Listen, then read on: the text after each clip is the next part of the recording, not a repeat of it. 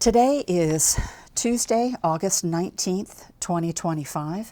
My name is Sue Verhoef. I am Director of Oral History and Genealogy at the Atlanta History Center. We are here at the Atlanta History Center and very honored to have with us Mr. David Kendrick, Jr. Mr. Kendrick served in the United States Army during Operation Iraqi Freedom, and he has very graciously agreed to come in and speak with us as part of our Veterans History Project. Mr. Kendrick, we want to thank you again for taking the time to come in and do this today. We really appreciate your participation in the project. So to start with, can you state your full name and the place of birth? Yeah, my name is David Edward Kendrick, Jr. I'm from Rochester, New York. Okay, sounds good. You're a long way from home then. Yes, I am. I am. All right, well, tell me a little bit about growing up in Rochester, New York. All right. So for those people who don't know where Rochester is, because I always get asked that, it's between Buffalo and Syracuse. So we get a lot of lake effect snow, a lot of Bills fans up there, myself included. Go Josh Allen, just won the MVP. All right, but so Rochester is a very, very small inner city surrounded by a bunch of big suburban cities. But I grew up in the city, originally on the corner of Hudson and Avenue D, and moved around from the west side to the east side, went to a bunch of different schools there, and eventually graduated from East Ridge High School when I moved in with my dad in like 2003. But the city was rough, really, really rough, and I was part of that environment for a long time. That's why it was so easy for me to join the Army. I was one of those kids who my mom didn't know anything about football, so football was all year round, and you didn't get home until 9 o'clock every day. So, yeah, that's the kind of kid I was. I was really, really bad, and so I was in those, in the streets for a long time. Moved in with my dad, and then that's when all of that stopped, and it was basically like being in boot camp at 11th grade, because he knew what I was doing, and he moved me in with him. And that's when all the fun stopped. So no more, being on the streets or anything like that with my friends. And eventually, I wasn't a great student either. I went to summer school, all 4 years of school. I kept my grades up enough just to play football. The team that I played for was the Franklin Q Dogs, right on Hudson Avenue in Rochester. And I moved to the Rondequoit School District, and I played for a different school called the East Ridge Lancers. But it just wasn't my cup of tea, and I quit. I quit the team. Ironically enough about that, I had more fun losing for 3 years straight, because when I played for Franklin, we had a coach, Coach Nix. We never won a game. But I had more fun playing for that team than I ever did playing for East Ridge. And East Ridge ended up winning the Section 5 championship that year. And in the book, I put, good for them. Gave them a little clap, because I didn't want to be a part of the team, even though they were winning. And yeah, that's Rochester in a nutshell. It's inner city. I was doing inner city kid stuff, and I moved in with my dad, and it all stopped. Well, tell us a little bit about how you got into the military and why Army. Okay, well, Army was the best branch, still is the best branch. So, I didn't think about going anywhere else, but I had some challenges because, like I said, I went to summer school all 4 years of high school. And ironically, the story about me joining the Army, I wish it was something better than this, but I was bumping heads with my dad so much, and I knew I wasn't going to go to college. I thought, okay, I got to get out of here. Got to get out of Rochester, and I got to get out of his house. So one day, I was on the bus home from school, the 4 Hudson, and then the 2 go take you to Parcells, and I was downtown on East Main, and I just saw the recruiting station. I said, they're going to answer to all my problems. And I pulled the cord on the bus, and I walked in, and I told them I want to join the Army, right? And everybody's jaw just dropped. They said, you want to do what? Because it was 2004, and, this black kid from the inner city walks in and says he wants to go to war, and they're like, this can't be true. This is a recruiter's dream. You got to be lying to me. And I told them my story, and they had me take a practice ASVAB, and afterward, they told me I didn't do too well, but my mind was made up then. So I got back on the 2 bus, I went to my mom's house, and gathered everybody in the room, and I said, hey, Mom, sisters, I have 4 little sisters and my stepdad, Wes, I'm going to join the Army. And my mom said, you're going to do what? just like that. She said, "You gonna do what?" And they call me Junior back home. Junior, no, you're not. And that was my first decision I ever made as a man, to tell them I was going to join the Army. So I had that conversation with my mom. Of course, she cried because I'm my mom's oldest child and I'm her only son. So, you know, she cried and cried and cried, and we prayed on it, because, you know, we were very church-going, God-fearing family as well. So we prayed for about 2 hours straight. And then I left my mom's house. I went to my dad's house and decided that I wasn't going to tell him yet, because I had a lot of animosity toward him, because, you know, he wasn't always there when I was a kid. And then when I was in the streets, you know, he wanted to come once he saw that I was, you know, doing that. And, you know, in my mind, I'm like, it's kind of too late. You haven't been around. And now you want to, you know, lock me down and, you know, going to bed at 9 o'clock when I'm 17 years old. I got to get out of here. And so I didn't tell him for a long time. And eventually I told him. And I went back to East Maine. They told me I didn't do too well on the practice ASVAB. But, you know, since I was still in high school, a lot of the stuff that I would see would be on the ASVAB anyway. I had a really big problem with ninth grade algebra. This was during the time when George Bush had the No Child Left Behind Act. And the city schools, they were just passing us along no matter what. I was failing algebra every year, but they kept passing me along to the next math. So I was taking geometry when I was in 12th grade.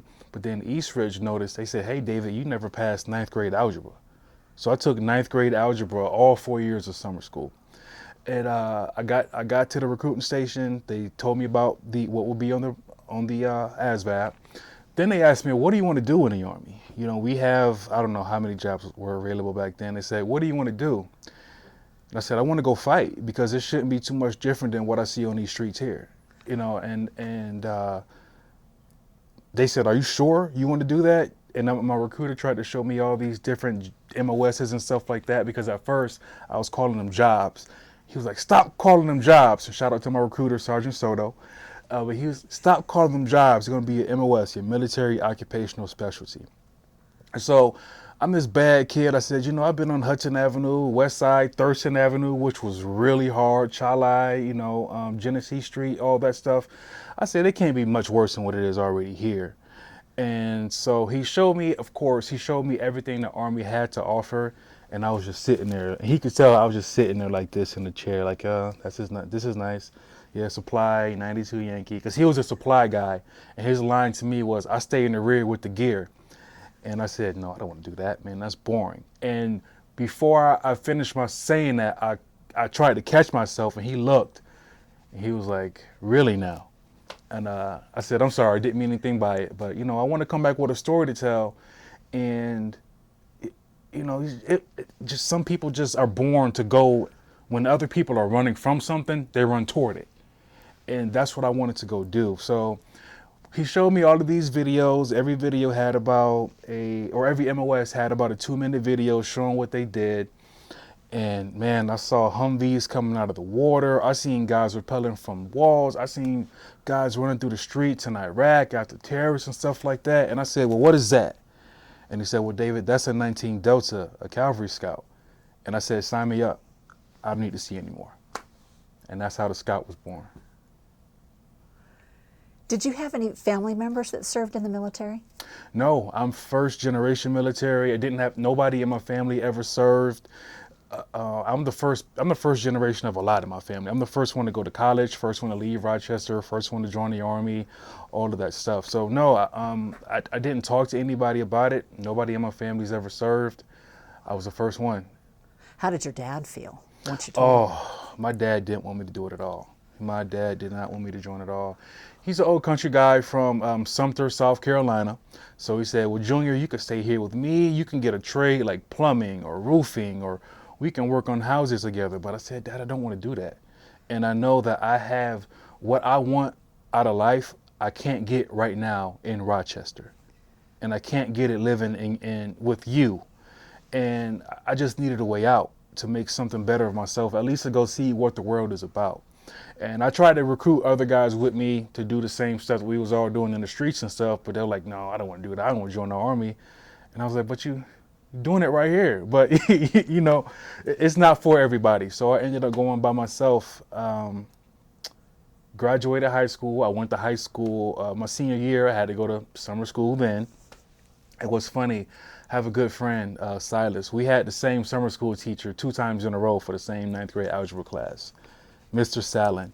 And he saw me in my 12th grade year, my senior year, in his summer school class, and he had his arms crossed and he said, "David, I heard the news and I would hate for some simple algebraic equations to stop you from joining the Army." And I went through the summer of 2005 going to and from Fairport High School. But because I was a bad kid, I had some challenges with that as well. I got into a little altercation on the bus where I punched a kid in the stomach, and I got kicked off of the summer school bus. And my recruiter, he wasn't too pleased with that. Sorry about that, Sergeant Soto. But he said, "Kendrick, Private Kendrick, you're going to learn what getting smoked means." And so in the military, getting smoked, you're going to do a bunch of push-ups, a bunch of sit-ups, everything like that. You're going to go running. So during the summer, he got me a job at Delta Sonic. It's a local car wash in Rochester. So I was washing cars at Delta Sonic on East Main. I was making good money in tips and things like that. Then I punched this kid in the stomach. I get kicked off the bus, and then he asked me, "Well, send me a work schedule for the next 2 weeks." And I said, "Okay, that's fine." I sent it to him, and the first day he picked me up from school, on the way home, we went to a park. He had me doing push-ups, sit-ups, and running. And he's like, "Oh yeah, Private Kendrick, we're gonna get you in real good shape." Yeah, so that was my summer of 2005. But I did pass. Mr. Sallin said, I think he said I failed, but he knew my history and he knew where I was going. So he said, "You know what? I know you want to see what the world has to offer instead of Rochester." So I passed, and I was in Buffalo for MEPS in September of 2005, and that's where I joined. Yep. Well, tell us what transpired after. Where'd you go for training? How'd that work? All right, so I went to training at Fort Knox, Kentucky. This is back in the day, all the old scouts. We did our training at Fort Knox, Kentucky. And so it was the first time that I've ever experienced what the entire world looks like instead of just what Hudson Avenue or Thurston looks like. So everybody, from every different parts of the country, California, Texas, Louisiana, New Mexico, people from New York City, where everybody thought I was from. So I get off the bus and it's just mass confusion, mass panic everywhere. And then a drill sergeant, he just starts counting down. 5, 4, 3, 2, 1. And my recruiter, he taught me, front line rest positions. We went over some drilling ceremony. So I knew how to stand that parade rest and stuff like that. And then he called half right face, and that was my first time doing push-ups in the military. They had us all pushing in basic training right off the bus. And so that I was assigned to 615 in Fort Knox. So we had two, I don't know what you call them now. But you either get assigned to 615 or 515. And my basic training, I had hotel troop 615. And my drill sergeants were, our lead drill sergeant was Drill Sergeant Owens. Then we had Drill Sergeant Burton, and then Drill Sergeant Andrade came a little bit later during our cycle. And we were a blue platoon. And that was my first time, being integrated in the real world. Luckily, I was still fresh out of high school, so I never had to shave at all. Never had to shave. But in basic, I saw everything the world had to offer right away when it comes to people, both good and bad. There weren't too many African Americans in the troop. It was only me and 2 other guys. And there was some stuff, some culture shock stuff. I saw some hate on different levels that I didn't experience in Rochester. Some small racism here and there, but our drill sergeant, he saw that as well, and that's when he gave us a speech. And I think everybody in the military knows this: you're either light green or dark green. When you go over there, it doesn't matter because they don't discriminate. The bullets and the bombs don't discriminate. And when he gave us that big speech, everybody, the culture shifted in the platoon. The culture really shifted. So we went. So there were three big hills, and this is the life of a Cav Scout at Fort Knox. You have heartbreak, misery, and agony. And our OSA was we were there from September to the end of January. You have to climb these big, huge hills that are so steep. You know, when you could slap the wall because you're going up. They're so steep. You can reach your hand out and slap the wall. And so me and this guy, we became good friends. Jemerson. We were the bigger guys in the platoon, and we would always laugh at the small guys because the small guys, they could run for 5 miles without stopping. But then when it came to stuff like ruck marching, that's when we excelled because we had bigger legs, bigger quads, and all that stuff. And we would, every time we would go up one of the hills, we would laugh at the skinny guys that had to get picked up and put on the back of a truck because they couldn't keep up with the ruck march. It was good times in basic. Marching Yeah, or so rug marching? Ruck march. So ruck march, you have your rucksack on, and you fill it. I don't know how many pounds it was, like 50 pounds, and you just march. And the drill sergeants, now we all think that they had pillows in theirs because there was no way they could run up and down a whole platoon, sometimes a whole troop of soldiers marching, doing a ruck march. So they were just running. We're like, he must have some newspaper in his rucksack because he's moving too fast. But yeah, so that was Cav Scouts. You do a lot of dismounted patrols, a lot of walking. So you got to have big quads. So that's how we get them trained in basic and doing those ruck marches. What was the hardest thing about basic for you? Running. Oh, the running sucks so bad. Running is already hard enough, right? But then when I got to basic, I said, so, well, who decided that we should be singing songs when we're running? Because, yeah, so we're singing songs and, like, I want to be an airborne ranger. And, like, I don't want to run anymore. No. And so, like I said, so the skinnier guys, they could run circles around me, but I could ruck march circles around them. So running was the hardest part. Okay. Yeah. What else did they have you do? What else do you remember from basic? Basic, a lot of trusting people that you probably wouldn't talk to walking down the street. And it's very, very, very intentional. It kind of reminds me of how Denzel Washington in Remember the Titans had his football team bond. Because you never knew in basic training who you would be stationed with. And the whole goal is to break you down and build you back up. Our drill sergeants used to say, you think you're back on the block? He always say that. But one thing that I loved right away that my drill sergeant Andrade did, and I got to do his voice. He'd be like, come on, man. Let's go. Come on, man. We got to go on a road march. And he used to always call us men, right? And I was just in high school 2 weeks ago. But now I have Drill Sergeant Andrade. I'm a man now. And it made me feel bigger than I could ever be because I'm a man now. Life means more. I'm not living with mom and dad anymore. Now I'm a man and they telling us, you about to go to war and these are your brothers and here's how you shoot your M16. We had M16s back then. Here's how you use a bayonet and here's how you launch grenades and, here's how you shoot a 50 cal. And it was just I felt, the old me was still in there, right? Because you never forget who you are. It's your foundation.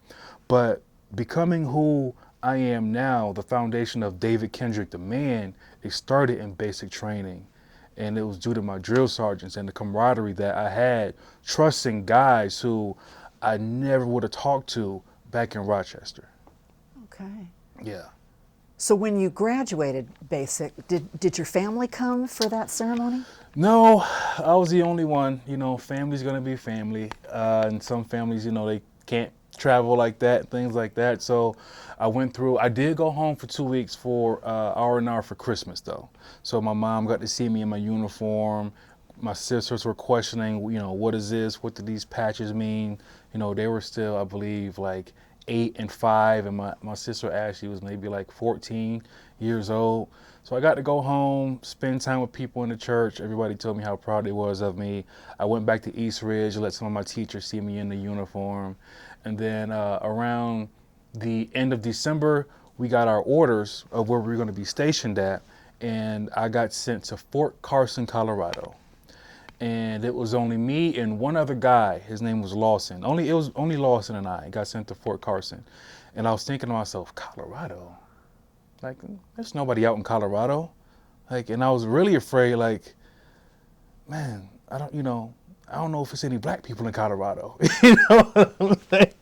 Yeah, so I'm like, man, I don't think I'm gonna like Colorado like that. But man, I got there and it just blew my mind. Blew my mind. Lawson and I, we took a flight from Fort Knox to Colorado Springs, and we got there at night. And it was Martin Luther King Day weekend, so there was nobody to pick us up from the airport. So we was like, we got to find a hotel. And so this guy, he just saw 4 privates in Class A uniforms, 2 guys and 2 girls from another unit, and he bought us a hotel room for the night. And when we woke up, one of the girls that was with us, she said, y'all got to come downstairs and come outside right now. And we're thinking that's like basic training. So we're putting our uniforms on and stuff. And she's like, no, just come outside. And when we went outside, it was just mountains everywhere. And being from Rochester, we know mountains. And we just stood there and just like, wow, just mountains. It was so beautiful. Like, I can't even describe it. Like, it was morning, and so the sun was like hitting the peaks of the mountains just right. And some of them, you could see snow on some of them. And we just all stood there for like 5 minutes, just doing a circle, just looking at these mountains. Yeah, it was wonderful. And then, because it was Martin Luther King Day weekend, we had a 4-day pass, so we ended up getting our own hotel, thanking the guy who bought us one, getting our own hotel and just exploring Colorado Springs. And it was a great time. Then we got in process. Somebody came to get us, and we got to our units. And the first person I met was my platoon sergeant, Sergeant Lyons, big guy from Texas.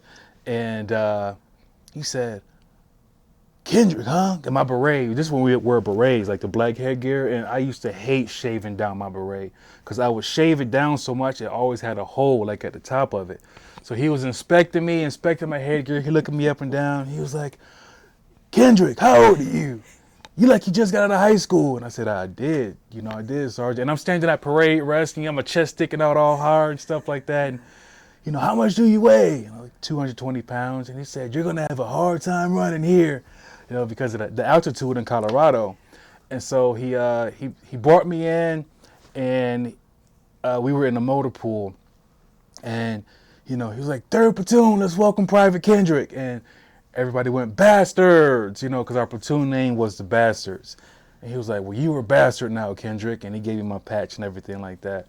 And that was a moment I'll never forget, just being introduced to what they call the real Army. Yeah. And I got there, I got assigned my room. My roommate, he wasn't all that great, because I found out that, people in the military, they're just like normal people as well.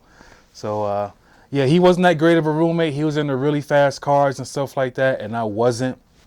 And so I used to eat lunch by myself all the time because, everybody's trying to check out the new guy and stuff like that. But slowly, more and more people started coming to the platoon, and I met, my brothers, the guys who are still my friends to this day. I met them one by one. The first guy that I met was a guy, his name was Phelps.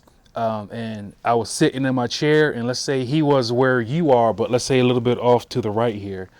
And he was in his uniform, but I kept looking at him, and I said, something's off with this dude. I just don't know what. And I would look at him, and I would play with my phone, and I would look at him again, play with my phone. And then I finally figured it out, and I said, he got hearing aids. And because I was 18, I started laughing. I'm like, why this guy had hearing aids? He don't look too older than me. But he told us at Chow one day that he had went to a Ramadi before I joined, and because a unit 361 used to be a tanker unit, so they went to Ramadi and Fallujah. I think it was Habaniya around 2003. Said he hit a anti-tank mine and it blew his eardrums out, so he had to wear hearing aids. I still laughed at him, but but I just knew why he had them, because I never seen anybody that young with hearing aids before.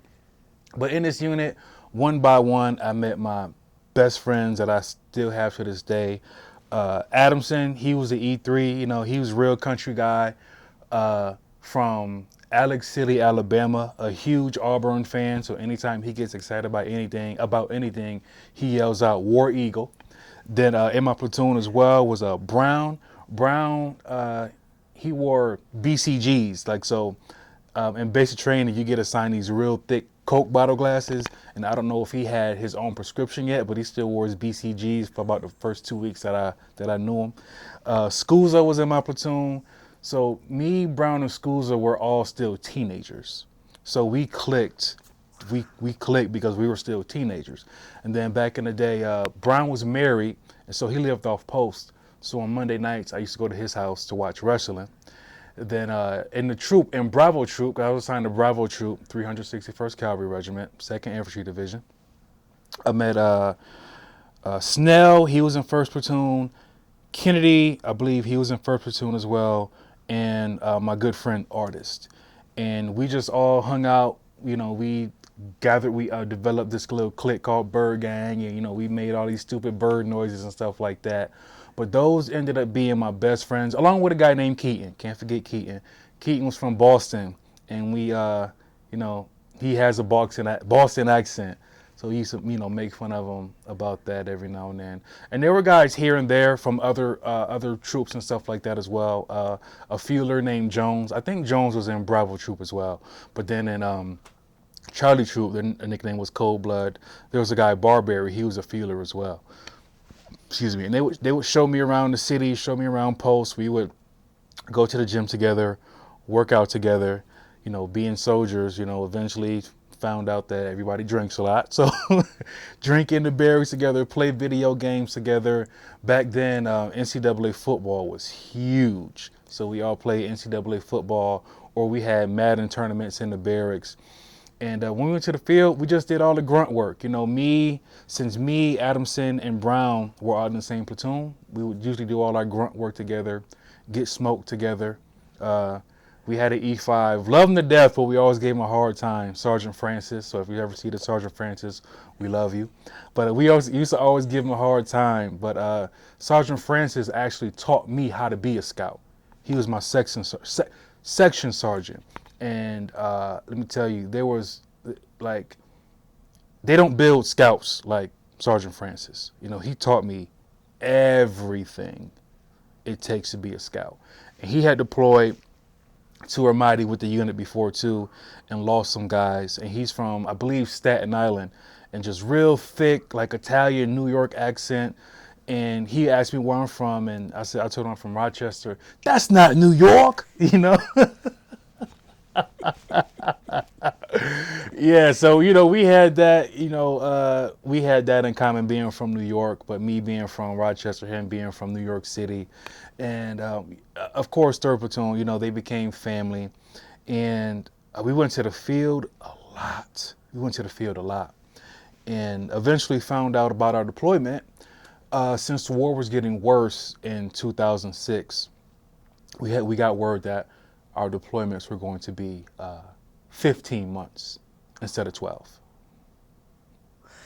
So what did they have you do what did they have you doing at Fort Carson, and what was your specific job while you were there waiting to go? Okay, so we went to the field a lot. We spent 2 to 3 weeks in the field at a time. I became a platoon driver, 3rd Platoon's best driver, not Brown, because me and Brown competed in everything. So I became a driver, and I was really good on the radio, communicating during mock fire events, or, mock ID will go off, or we're on a dismounted patrol. You see an element to your 6 o'clock or element to the 12. I was really good at relaying messages back and forth between everybody who needed to know something. So that was my job. Also as well, the radio, it's very heavy. And since I was 18 years old, would turn to 19, and I still had good knees, they just threw all the heavy stuff on my back. So that's where that rucksack that I talked about earlier at Knox, that's where it came in handy, because I was already used to carrying all the heavy stuff. In the altitude at Fort Carson, because when you first get to Fort Carson, they give you 30 days to become climatized. And so your PT is light. They don't do anything too stressful on you. But then after that 30 days, that's when you have to do what we call enjoy the suck. And Yeah, that's just all the running, all the stuff that I hated at basic training. We did it there. But while we were training, it was just heavy, heavy, heavy combat operations. Here's how you handle if an ID goes off. As a driver, here's how you scan the road. As a driver, here's how you maintain your truck. PMCS, preventative maintenance, checks and services. I had to get better at PT because I was falling out of runs because I wasn't the best runner back then, so I fell out of a lot of runs. Had to do some PT with Keaton or sometimes Adamson. Sometimes me and Brown would run together, just for me to get my win. Because I came in as an E2 and got promoted to E3 after I did pass a PT test, and it was just what I needed to get promoted. But to stay promotable, you have to keep up with your PT in the military. So you said you were a driver. What Yes. what types of vehicles were you driving? Anything or? No, so 1 second here. Sure.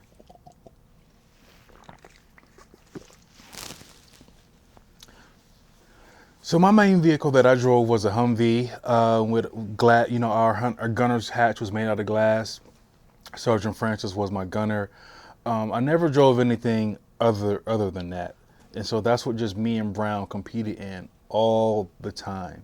Of course, we as a scout, we did land nav and things like that. How to read an azimuth, how to shoot an azimuth, how to read a map, things like that.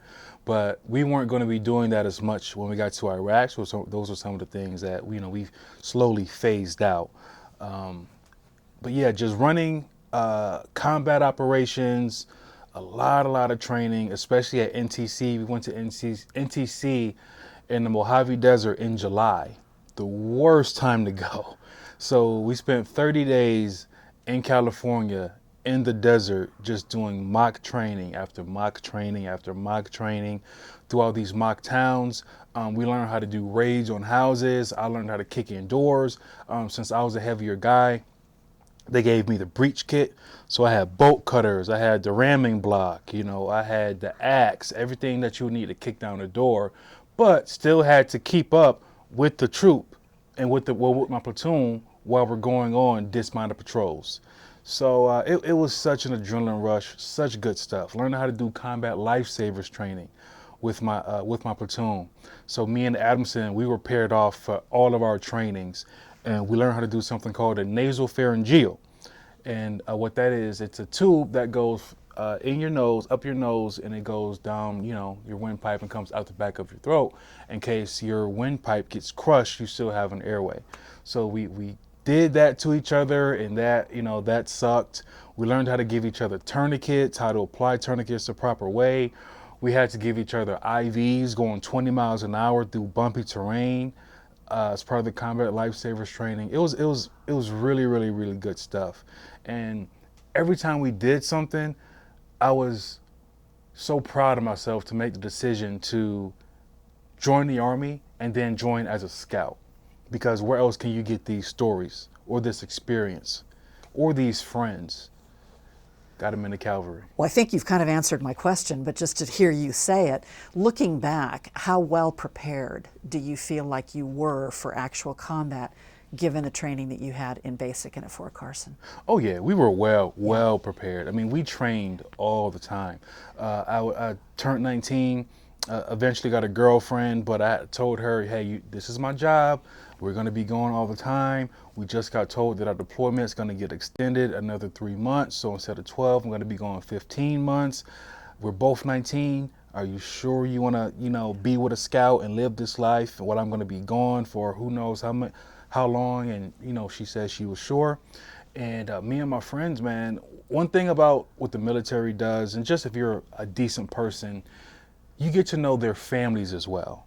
So I got to spend time with Brown, his wife. He only had one child, his son at the time. But you get to meet everybody in your platoon and their families. And you not only develop a bond with them, but you develop that bond with their families as well. So when we were deploying to combat, while we were in training, you would think about, oh man, this was a mock IED. But when we go over there, that may be his life.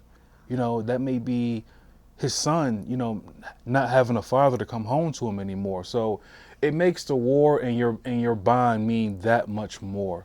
And like Drill Sergeant always told us back in basic, light green, dark green, black, white, Democrat, Republican, all that stuff we fight about now, it don't matter. It don't matter, because the enemy over there, they're saying death to America. Not death to black people, not death to white people, not death to Democrats, not death to Republicans, death to America. So the training, it brought us together in more ways than one. Awesome. Well, take us forward from there. I'm assuming you got orders? Yep. So we got orders to we're going to deploy to Iraq in, let me see, October of 2006, and we would be coming back January of 2008. And I was 19, and as you can imagine, when I told my mom that our deployment was going to get extended, oh, she cried her eyes out even more. She cried. And the Army sent us home. We deployed in October, so we went home, I believe, around August, like the end of August, early September.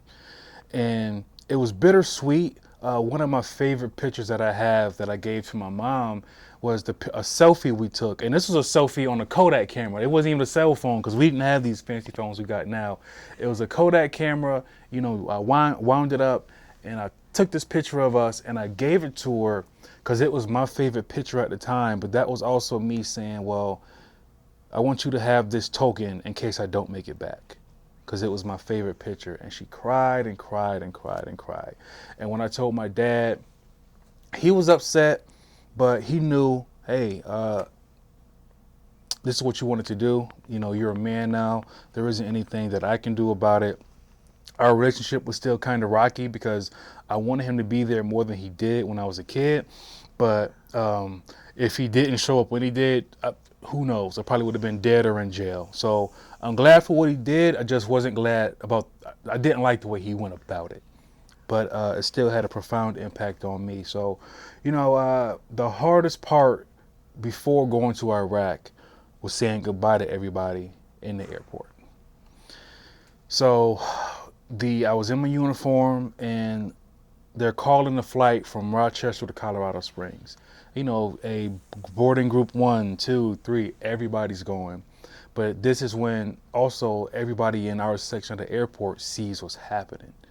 They see my mom boo-hoo crying, my sisters are crying, my stepdad's crying, and, you know, just his family crying. And, you know, my mom, she, you know, she's screaming, "Junior, be careful over there." And she hugged me. And my stepdad, Wes, you know, he said, "Come on, Tammy, we got to go." And she gripped me so hard, she like ripped my ACU pants or my ACU pockets open and stuff like that.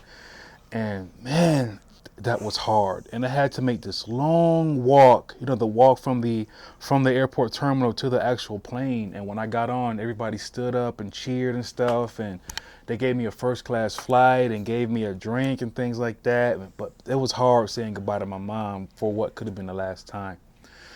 So we get back to Carson, and it's time for us to go in October. And this is when I found out a lot of families, they were just like, "Oh, this is our third time. Oh, this is our second time. Oh, it's nothing. We deployed before." But it's in a lot of military families, it's like that, you know. So I was also excited as well because, you know, the tax-free money that we got, you know, the hazard pay and all that, you know, pretty good for a 19-year-old. And we were in a gymnasium on Carson, and it was a bunch of TV crews there. And some people you could tell were happy, some people sad, but the mood was overall, it was a good mood, you know. And then it was time for us to get on a plane, and, you know, I cried saying goodbye to my girlfriend at the time, but then me and my friends, you know, we got on a plane. It's time to go, you know, it's time to, all this training that we did, you know, we're going to show them everything that we got, you know, literally, here comes the cavalry, you know. So we got on that plane, and we went to go make our own history. Wow. Mm-hmm. So did you fly straight to Iraq? Oh yeah, the flight to Iraq, it was one of the longest flights of my life. we stopped in I believe we stopped in Ireland, and I got a real funny picture on the sign at Ireland. But it was the first time that I saw Jack and Coke, like in the cans. And I'm like, they just mix it together over here, you know? And they were like, yeah, that's how they do it in Europe, you know? And of course they said, you're 19, don't drink any. But, you know, I mean, about to go to war, you know, of course you're going to sneak some, you know? So, but from Ireland, I believe we flew into Kuwait, and it took about an hour to get off of the plane. And the first thing that slaps you in the face is that heat. Oh my God, that heat. That heat, that heat. And then, you know, we heard this big booming voice, you know, 3rd Platoon, come over here. You know, and it was Sergeant Lyons and telling us how important it was to drink Gatorade, stay hydrated, you know, don't be drinking too many Monster Energy drinks. Or back then we had Rippets. But yeah, and then we got to see Middle Eastern culture for the first time. So a lot of stands were selling like golden elephants and giraffes and of course, you're going to see a Subway and a McDonald's. You know, the United States can put up a McDonald's within 24 hours, I think, anywhere on the planet. So, you know, we saw McDonald's, Subway, ice cream shops and things like that. So we did some adventurous stuff by trying some local food. We had some lamb kebabs. We had some local ice cream in Kuwait. Things are pretty good. We were jet lagged. And I forgot a guy, Starks. Starks was our unit supply guy, but he was one of the guys that, you know, he came in after me. He was the last one out of my whole little crew that came to Carson. But he went to Iraq 2 weeks before we did. The like my recruiter, he stayed in the rear with the gear. Well, this time he went to the front with the gear to make sure it got there before we did. So he said, y'all gonna be jet lagged for a while, take a nap, and he gonna take us a midnight chow. This is the part that I'm pretty sure when every Iraqi or Afghanistan veteran sees this, they'll laugh. Had to use the bathroom, and you find out about the porta potties in the Middle East. Yeah, and how hot they are inside. I said, Starks, where I go use the bathroom at? He just started to laugh. He said, you know, they called me Blaze over there. They said, Blaze, go to the bathroom and take some diaper wipes. And he started laughing. I said, why? Man, I went in that thing and the sun was beating on it, beating down on it. And so, you know, you try to do your business as fast as you can, take off the ACU top, it don't matter. It looked like you just got done doing PT by the time you get out of there. So, you know, I came out, diaper wipes, sweating, wiping my face and stuff like that. And he said, you know, you got to be careful because people used to have heat strokes in the porta potties. So I learned all about that. But we woke up around, I don't know, midnight, and he took us to midnight chow. And that's when we went to this big, huge chow hall. And there were soldiers from all over the world in there, like Canada, Australia, Great Britain, like all of our allies that were there to fight the war alongside us. And I'm sitting there like, wow, I'm listening to all these different dialects and these different accents and looking at these different uniforms. And I'm like, man, this is, you know, you made the right decision to leave Rochester. You know, looking at all these, like you realize how small your part of the world is until you see what the world really is and how much of it and how, like back in Rochester, how much life is bigger than your hood or your block and all the stuff that we get so proud of back in Rochester. I got to see, damn, the world is so much bigger than Hudson and Avenue D. It's so much bigger than Thurston Avenue. Look at all this, all these people from all around the world. And then the food there was, man, you couldn't get any food like that, I don't think, on any base in the United States. You know, but we were like steak and shrimp and stuff like that, and these like big lavish cakes and ice cream bars and stuff like that. Of course, I had to stay away from that stuff because I couldn't run, so I didn't want to get in any trouble for not being able to do my PT and all that good stuff. But man, we got there, we got a little taste of Kuwait, and we stayed in Kuwait with our gear for about, I think, a week and a half, and we flew into Iraq, I believe, the end of October. Okay. Yeah. What was your first impression of Iraq? Whew.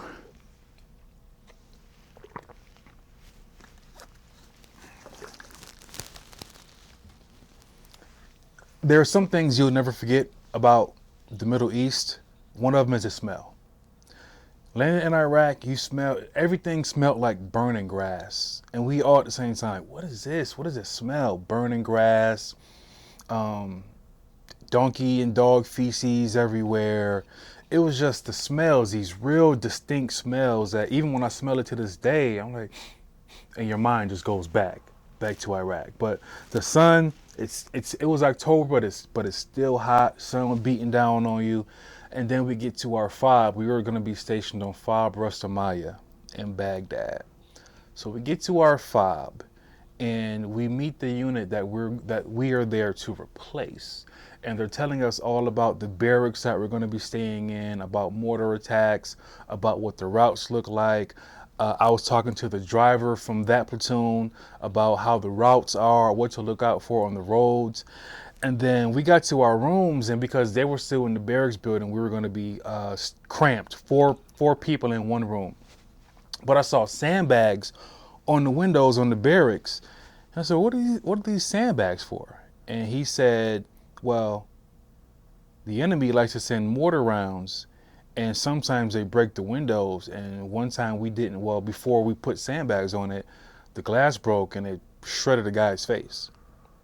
And he said that, and then he was like, welcome to hell. And then he just walked away.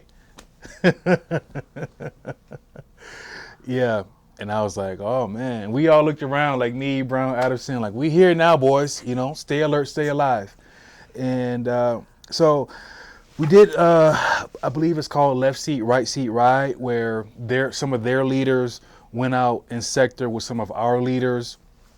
And one of the first things that we saw outside the fob, the local terrorist cell, we were still fighting Al-Qaeda at this time, blew up a bridge because they knew it was going to be a major checkpoint or a choke point for us. So they said they parked a car on the bridge overnight and blew it. Bunch of casualties. And the combat engineers were repairing the bridge.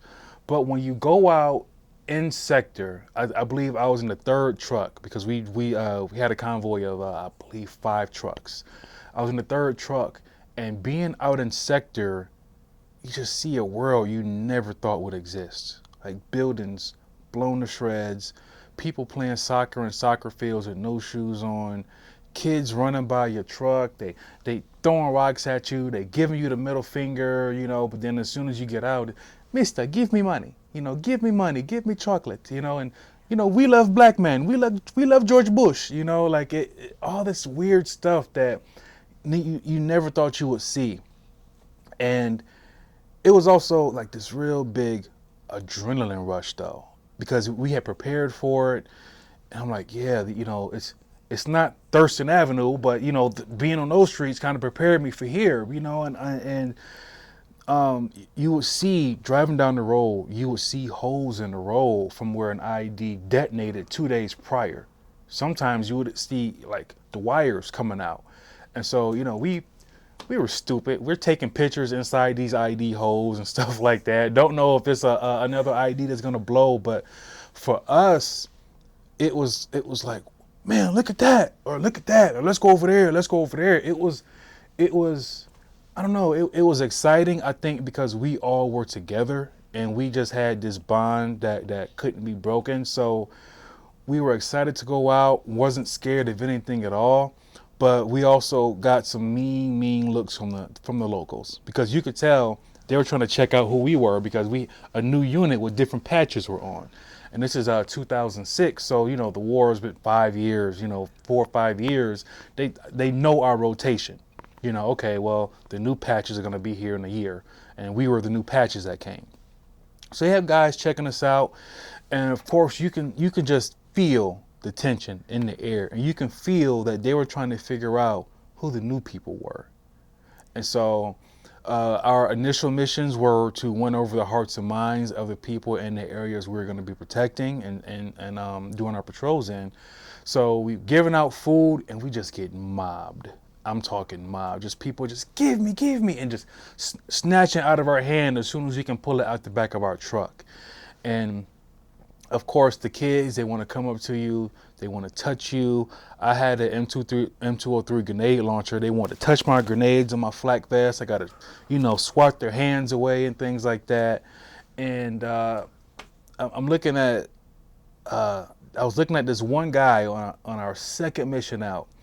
He reached in his pocket, and I'm like, hey, we need to watch this guy. and he pulls out a cell phone, and it has Michael Jackson on it, and he starts dancing to it. And I said, what the hell is this? I never thought I would see this over here. So, Sergeant Lyons comes over, and he starts like breakdancing with this Iraqi man. And he's like, hey, Private Kendrick, I bet you never thought you would see that, huh? I'm like, no, never thought I'd see that over here. And so yeah, it's just a different culture. Some people were cool and glad that we were there to keep them safe. Then, of course, you had the people who wanted us gone immediately. And that's how the beginning of Iraq was for us. Okay. Yeah. So describe a typical day once you fully relieved the guys before you. Okay. So a typical day on the FOB, let's say we come back in, so everybody has a different duty. So I was the driver. It's my job to keep record of how the trucks perform, PMCS, make sure that I was logging how many missions or how many miles we drove between each mission, so the mechanics knew. Keep a fuel log, how much fuel we put in the truck. Make sure that every week, I had to do stuff that I hated, like under the Humvee, we have these little points you have to oil up on the Humvee. So I think there's like 20 something little points you have to oil up. So I have to roll under the Humvee with the oil gun and make sure I'm hitting all these different points and things like that. Try to get some downtime. We had these buildings called tents, like phone tents or cafe tents where you could buy some time on a card to go use the phone. So I would send messages back to my girlfriend. This is back when we had MySpace. So I would send messages back on MySpace to her, try to call her when I can. Something that was weird about the phones is the phones had like a 3-second delay on them. So when you did get somebody on the phone, I would talk and then I would have to wait like 5 seconds to hear what they said, and then make sure that they were done talking before I talked again, or else we're just overlapping each other on the phones. Yeah. So we did have Xbox back then, and we had Wi-Fi in our building. I don't think it was Wi-Fi, just regular internet. And we started NCAA tournaments. And in case he ever watches this, I'll always beat Brown with Syracuse. Brown, he loves Miami. And so I would beat him with Syracuse each time. Brown could never beat me. I made him bad. I made him so mad one day he threw his controller on the ground and stomped on it and broke it. We started those tournaments. We went to the gym a lot. There were about 3 big gyms on FOB Russellmaya, so we would work out a lot. I would make sure that I would still run on the treadmill because we occasionally still did PT, and I would fall out every now and then, fall out of a run, make everybody mad, and then get told to do some PT on the treadmill. So I would do that. There was little shops on the FOB that sold bootleg DVDs, which I found amazing. I mean, we all did. So you would have DVDs like Transformers, Spider-Man, things that weren't even out in the States yet. They had it over there. So we would be watching, all these bootleg DVDs from the local shops over there. They sold a lot of box collection sets of things like old westerns and stuff like that. I can't even, like we used to watch the Boondocks a lot, and just find different CDs to listen to, different music to listen to. I bought, Lil Wayne CDs with me, my Fat Joe CDs with me. I used to write back home to the Jaheim CD and Pretty Ricky Blue Stars and Red Light Special and all these different CDs at the time, writing these love letters back to my girlfriend, all these different songs and stuff to pass the time. And then there were times on the FOB that weren't fun, and that's when we would get a mortar attack. So our first mortar attack, we're on the way to the chow hall, and we hear this alarm going off overhead. And at first we didn't think anything of it, because what Phelps told us, he said they just launch mortars, they never hit anything, and then the guys just take off from outside the FOB. So we didn't think anything of it until we heard close to where we were. So now everybody's screaming, we run into a bunker, and when the bunkers hit the FOB, you feel it in your chest. You just feel woof, woof. And so you don't know how long they're gonna last, but you can tell that they're launching 2 to 3 mortar rounds at a time from outside the FOB. So Adamson would be the one to have the radio and make sure. So after each mortar attack on the FOB, they'll have to make sure that everybody was accounted for. So Adamson would call, our our section sergeant was Sergeant Bailey, and call, make sure that Sergeant Bailey would call, make sure everybody's okay, who's with Adamson, he would call. And sometimes they would let us go get chow, or we have to come straight back to the barracks and put on what's called full battle rattle. So full battle rattle is your ACH, your Cavalry, advanced combat helmet, whatever you want to call it, and your flak vest and your weapon. Basically, everything that we wore outside the wire, we had to wear on the wire, just to make sure that if it did hit close to us, we would be somewhat protected. Yeah. But we would have mortar attacks. I mean, we had outside basketball tournaments, volleyball tournaments, all of that. Those activities would get shut down for about 24 hours because they don't know when the next mortar attack is going to happen. And then after we get it all clear, I think after maybe about a day or two, sometimes 3 days, we will be able to walk around in our normal gear without the Kevlar and flak vest on again. About how many times did you get mortared while you were there? We got mortared around 3 times. There was one time we took our bunker didn't take a direct hit, but it hit really close to where we were. It was me, Snell, Adamson, and I believe Phelps. We were all in the gym together and we were working out. And we heard the alarm come around, but like once again, they never hit anything. So we're just like, oh, okay, we're putting away our weights and all this stuff. And like, we just like, okay, here we go again with this crap.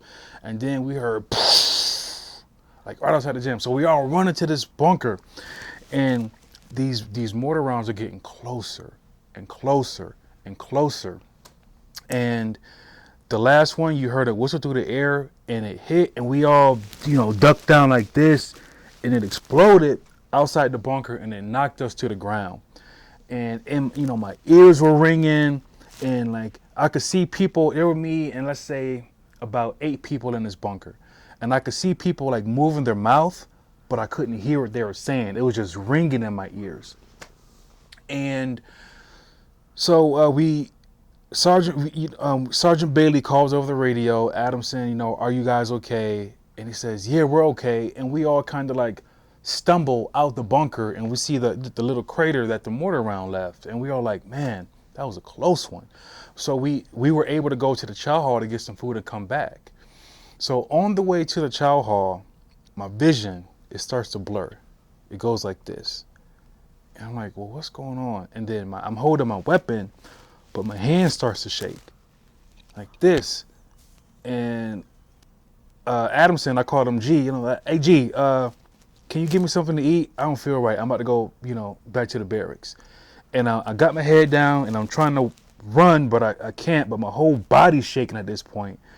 And I get to the barracks room, and I knock on Sergeant Bailey's door, and we had 2 E6s, Sergeant Bailey and Sergeant Carson. I opened the door and I started shaking everywhere. And they were trying to talk to me like, Kendrick, what's wrong? What happened? And I couldn't talk. I could only hear myself talking in my head. And I just kept shaking. And they said, lay down on your back, lay down on your back.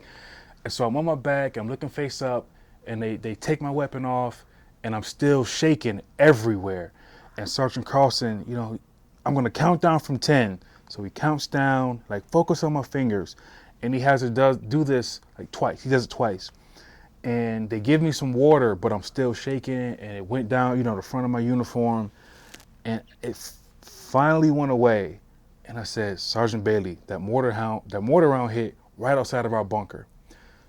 So he calls Adamson over the radio. Adamson, get over here now. We're going to the med tent. We go to the med tent.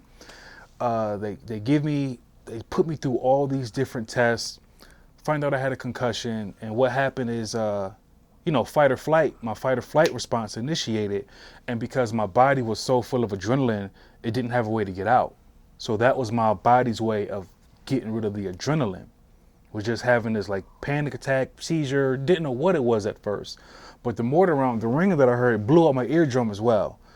And that was the scariest mortar attack that we had. So this was during the time, and I'll come back to this later, but we were on rotations, 5-day rotations at something called a combat outpost.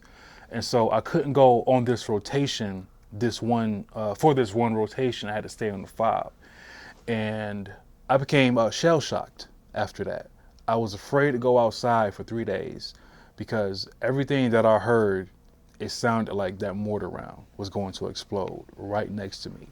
And yeah, it took me 3 days to get used to going outside. So my friend artist had to bring me food to and from the chow hall because I couldn't be outside. Yeah.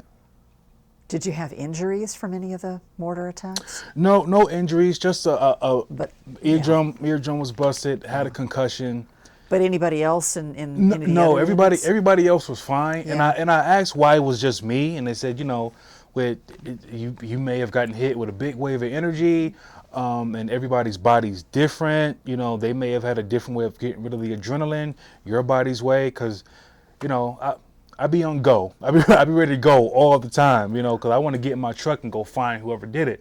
They said, well, your adrenaline didn't have anywhere to go, and that was its only way of leaving your body.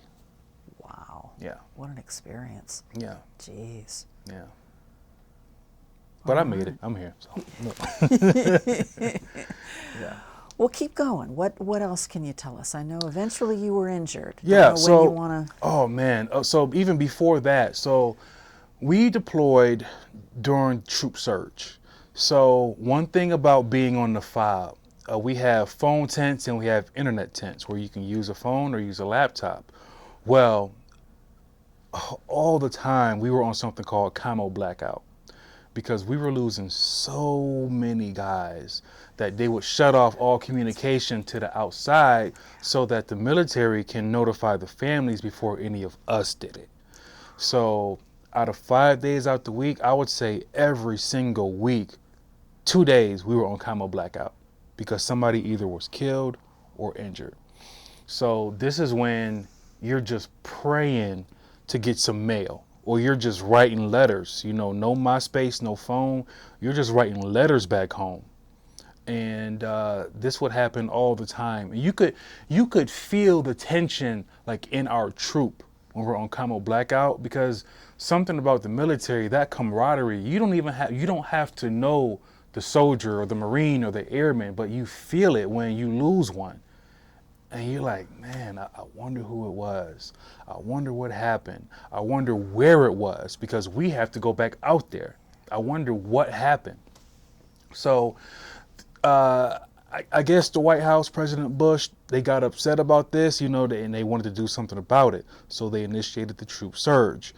I think during this time, President Bush sent about 30,000 additional troops into Iraq, and our missions changed. So we started living out in sector with the Iraqis on something called a combat outpost, COP, combat operations post.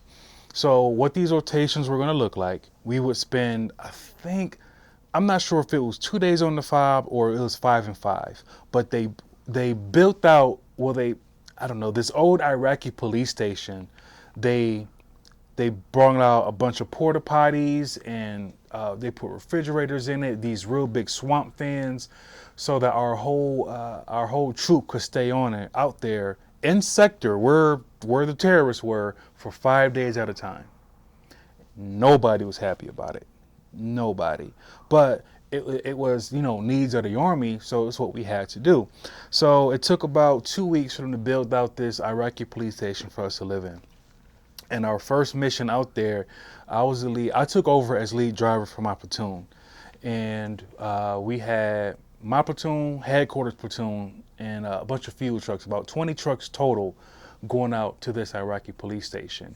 And what made this so dangerous, and also what made driving lead trucks so dangerous, is we had these new types of IEDs called EFPs.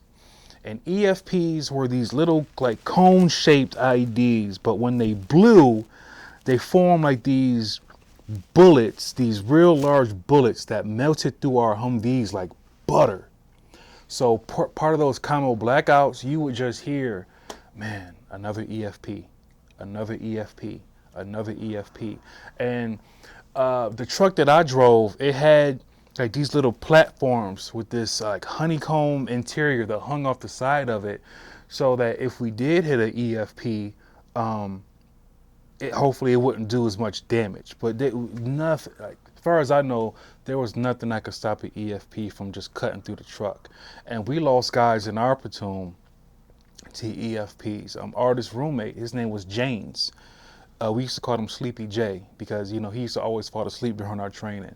One day we come back from it. Well, we were out in sector and we heard, Alpha Troop has a KIA. And we were like, oh, who is it? Because we were Bravo Troop. Artist got moved to Alpha Troop. And I had just got done filling my truck and with fuel and ran back into barracks, and I saw all the guys standing outside of Artist's room. And I ran and said, oh, God, don't tell me Artist is dead. And I got there, still had blood on his pants and everything. And he said, man, we hit an EFP. And he just said, one day, or just James was there and then he wasn't. Yeah, and that happened. We lost a couple guys. We lost a really good friend, Fuller, to EFP. Like, nothing could stop these EFPs. And that's why I didn't have a problem driving a lead truck, because when we first got to Iraq, Brown was in the lead truck with Sergeant Carson. And halfway through our deployment, when the troop surge happened and things started to change around, I took over as lead truck. We were like right on the outskirts of Slaughter City, and I took over. And I was excited, but also I was relieved because I didn't want Brown there because he had a son, he had a wife, and I said, if I die, I don't got nobody. Like, I had my girlfriend, my mom will miss me, my dad will miss me, but I want to be up front, because they got people to live for and I don't. And plus, I wanted the bragging rights too, because I still, I was a better driver than Brown, still am, even in civilian cars, still a better driver than you, Brown. But yeah, I wanted that challenge, and so our crew consisted of me, driver. Adamson was my gunner, and Adamson could shoot the hell out of a 50 cal. He could shoot. We had a 50 cal and a 240, and then Sergeant Bailey was our TC, our truck commander. He used to call us the Oreo truck. But yeah, we drove around, and during this time, the missions were so long. We were averaging about 3 hours of sleep a night, because we would come back on the fob and then we would get mortared. So after every mortar attack, you need to have an accountability formation. So we would go out and go sit on an observation post, go sit on the OP for like 9 hours, come back on the fob, downgrade, go to midnight chow, then you would get mortared for like 2 hours and have to, try to go in the bunker, do that, and then have an accountability formation and do it all over again in about 4 hours. So this is why we always drank Monsters and Rip-Its and things like that. And Sergeant Bailey, he said, Kendrick, we need your eyes up front. I know you're having a hard time staying up. Why don't you try this? And he gave me a can of Skoal Wintergreen. And dipping, is part of the Army culture, man. And when I started dipping, all of my friends looked at me. I was like, black people don't dip, But I said, man, if it'll help me stay alert and stay alive, I'll do it. So the first time I put my dip in, I was like, the only thing you got to make sure you don't swallow the tobacco spit. I made sure I didn't do that, but that first buzz was so intense. It felt like I was looking at everything through HD glasses. Yeah, so I learned how to regulate that, put a little pinch in and things like that. And then during this troop surge, we started our missions from the cop. And we still were on camo blackout a lot. We still lost guys to EFPs, but there were so many guys on the street. We would be going east, and you would pass a platoon going west. Going south, going north. And then during this time also, you had private contractors out there called Blackwater, and we would see guys in like a Yukon with the hatch up, and just guys with masks on, with all these weapons and stuff. And we're like, well, who the hell is that? And Sergeant Bailey would be like, well, that's just Blackwater. All we know is we can't talk to him, we can't mess with him. Yeah, and those guys were crazy, but yeah, we just knew that Blackwater was out there, and when we saw them, we couldn't interact with them, couldn't do anything with them. They were that like their own private military, or I don't really know what they were, but yeah, it was a time in Iraq during this time. Sauder City was a wild area, really really wild area. Um, so guys in the platoon started to go home. Adamson, he went home in January to go see his daughter be born. So that's another layer of, man, this is my guy. Now he's about to have a baby. I don't even want him on the front truck anymore. So during this time when he left, I used to walk past my First Sergeant Overa, and our Captain Pinto. I used to walk by their office and be like, man, Adamson going home to have a baby. He shouldn't be on the front truck anymore, huh? And I would say it to somebody else, but so they could hear it. And then he came back, and there's just a look on a man's face when they have their first child, and I was like, no, you don't need to be in the front no more. You need to be up here, because if something happens, you won't have your baby won't have you. So the missions continue. That was in the back of my mind, and let me see. I went home for R&R in April. My birthday is April 20th, so I scheduled my R&R for April. But there was something that happened with the flight, so I ended up turning 20 years old in Kuwait. But I got home in time for my ex-girlfriend's birthday. Her birthday a couple days after mine. I got home in one of the funniest moments. I said, Mom, can you stop at Wilson Farms? I need to get something from the store. And I came out the store, but I didn't have any bags. And she was like, so what did you buy? And I said, oh, I got some cigarettes. And she was like, you got what? And I was like, oh, I got some cigarettes. Look, because in the Army, I started smoking Newports. Because, part of the Army culture, man, you're gonna drink. You just gonna drink. And my favorite drink was Crown Royal. And so it would be me, and ended up being roommates with Snell back on the barracks. So I'd be like, Snell, man, are you going into the store, going to the PX? I said, can you give me some Crown? He's like, yeah, I got you. I'm going to get you something to drink. And then I said, well, what is this feeling I get after I drink this dark liquor? And one day I went to the store and my dad smoked. And I'm like, well, what did he smoke? I said, let me get Newport hundreds in a box. And all my friends saw me light it up, and I thought I would start coughing and choking and stuff. And they was like, oh man, you already can't run. You know they're gonna be on you now. I said, man, I don't care, man. I need to smoke. So I showed my mom these cigarettes, and she's like, you may be a big war hero, but you're still my son, And I'm like, well, whatever. And I went home, and my entire family were there. They had signs made up for me, a big, welcome home junior sign. But then they saw me, and they were like, man, you can tell you've been to war, because I didn't grow facial hair, until I was in Iraq, after I turned 19. So I had to learn how to shave in Iraq. And Snell, since he was my roommate, he taught me how to shave with this stuff called Magic Shave. And oh my God, I had razor bumps. Oh my God. They used to say, the candy Star Crunch? Like, that's what it used to look like under my chin, like a Star Crunch. And so, my razor bumps, I had this tan from being in the sun all the time. And then I showed them my skull, and they said, boy, this ain't the same junior that left a couple months ago. But, man, I was showing my girlfriend around Rochester. So happy to be home for these 2 weeks. We ate and we drank everything you're not supposed to when you're on active duty in the Army, But we spent a lot of good time together. I showed my girlfriend where I grew up at and everything. And after those 2 weeks were done, I went back to Iraq, and our missions had changed. We were patrolling this new area now, but I forgot who this guy was, but we have a big room, kind of like, it may be the size of this room here. It's called the Tactical Operations Center. And so over there, he had this real serious tone and look on his face. He said, Kendrick, you need to come here. There's something I need you to see. And he opened up his laptop and he hit the space bar, and there was just all of these clouds. And I'm like, well, what is this? And he said, just keep watching.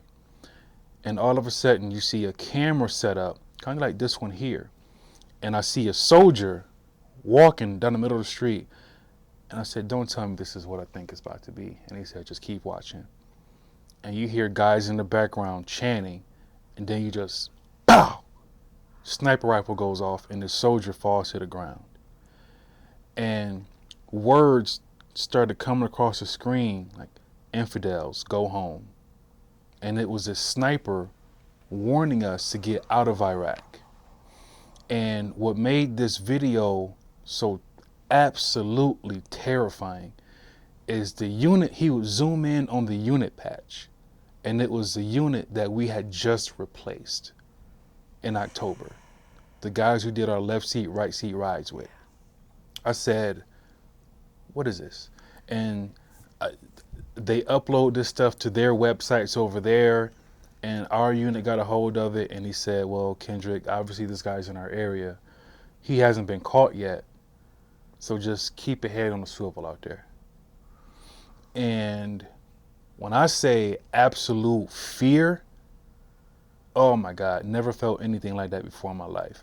And I went back to my room because some of the things that have changed is me, Adamson, and Snell, we all became roommates. And so, you guys seen that video? And they were like, yeah. And like, we still got to do our missions. We can't let that stop us. So we continued to go out. And then we started to receive some intel that there was going to be an attack on this college. This was around, I got back from my R&R in May. We got some intel there were going to be some attacks. And so we had this mission while we were out on the cot for those 5 days to just check people who were walking to and from this college. And so I'm still lead driver. Now Adamson, he's driving for the captain. So he left 3rd platoon. Now he's with headquarters platoon. And we have a new dismount on my truck. His name is Hamilton. And I have a new gunner as well. And we used to roll in something called skeleton crews because the EFPs were still taking out multiple people at a time. So skeleton crews, you want to roll with the least amount of people in your truck as possible. But I had a dismount because I was in lead truck. And so if anything was in the road, it was his job to get out and move it. So it was 4 of us, me, Sergeant Bailey, my gunner in Hamilton. And we continued for these missions for about 2 weeks. And then June rolled around. It's really, really hot. It's about 110 degrees by 10 o'clock in the morning. And we leave on a rotation from the cop. And it's Father's Day. And out of my friends back then, it was the only guys with kids were Adamson, who just had his little girl, and Kennedy.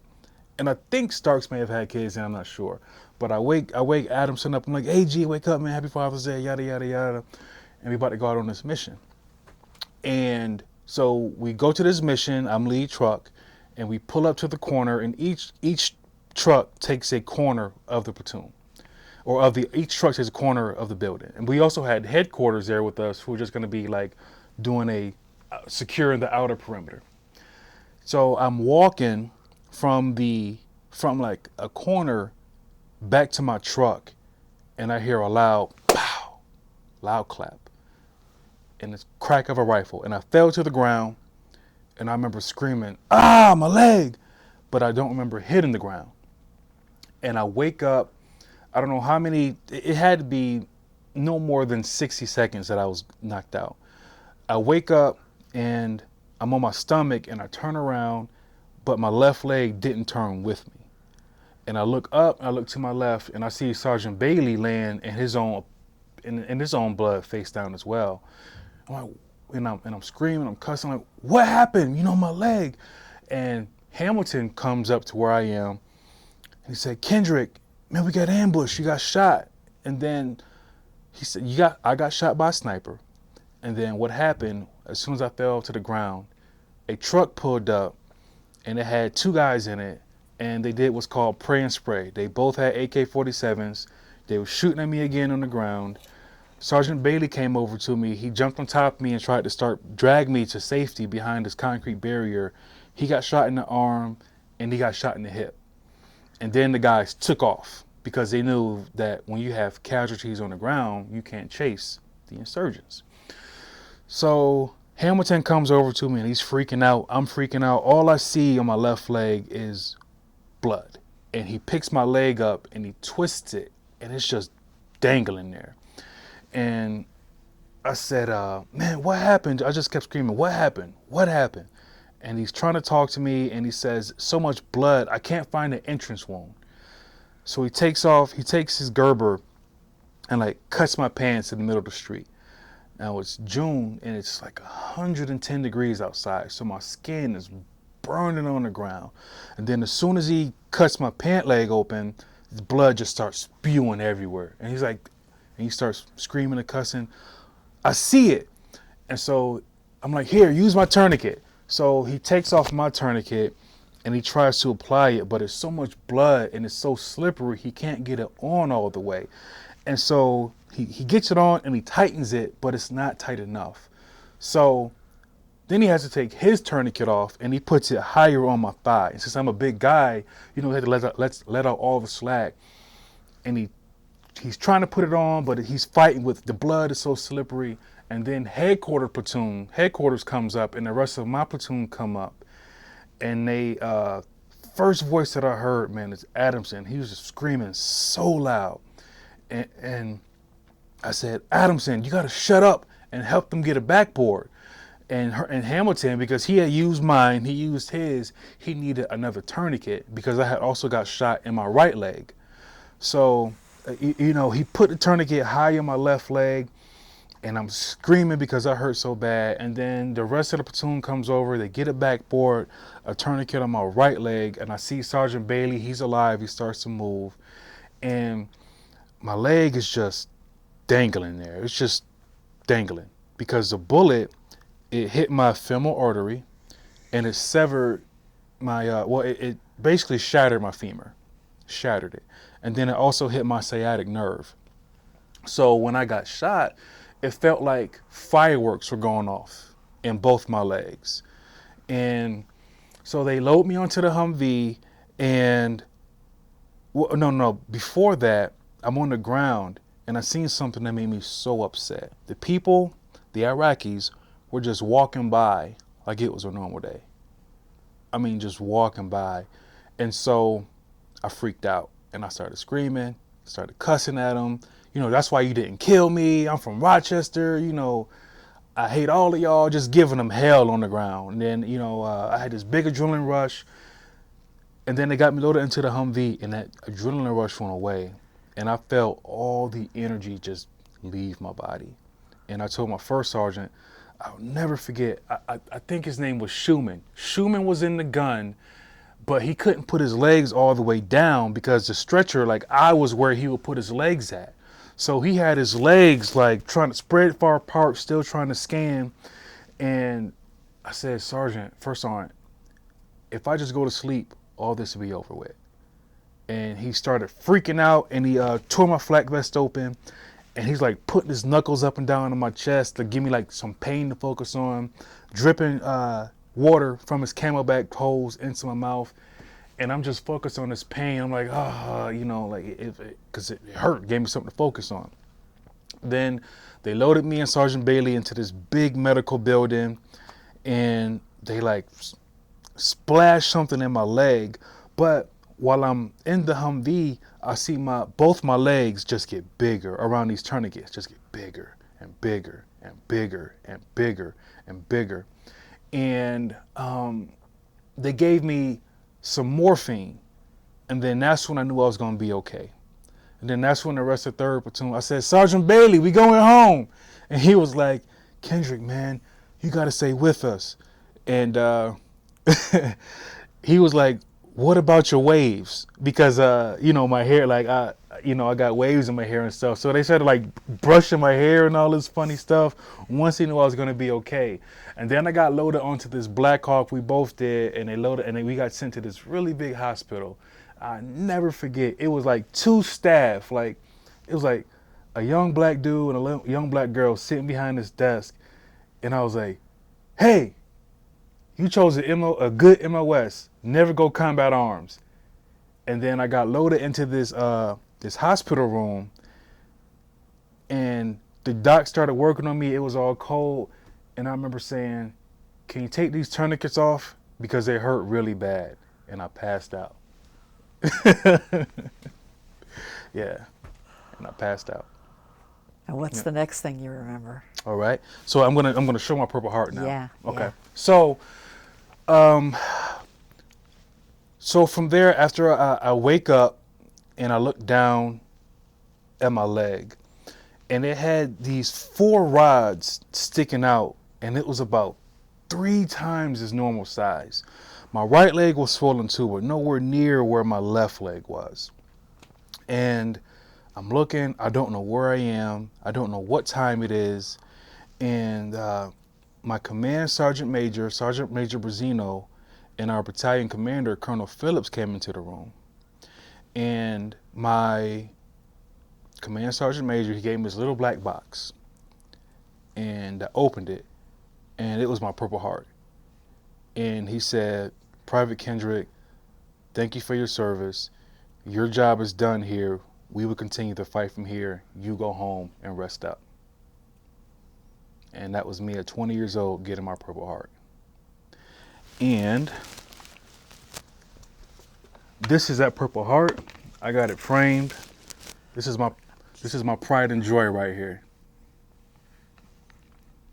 This is my pride and joy. So these are the orders that you receive with it for wounds received in combat action, and the date, June 17th, 2007, and the orders, Department of the Army Headquarters, Multinational Division, Baghdad, Camp Liberty, Iraq, APOAE 09344, 18 June 2007. This is my baby right here. Yeah. So he came into the room and he gave me that, and then a doctor came in and he said, "Well, Private Kendrick, you got shot by a sniper. The bullet, it basically cut your leg in 2.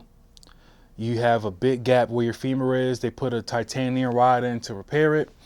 I had to get an emergency blood transfusion. They told me that the bullet, it clipped my sciatic nerve.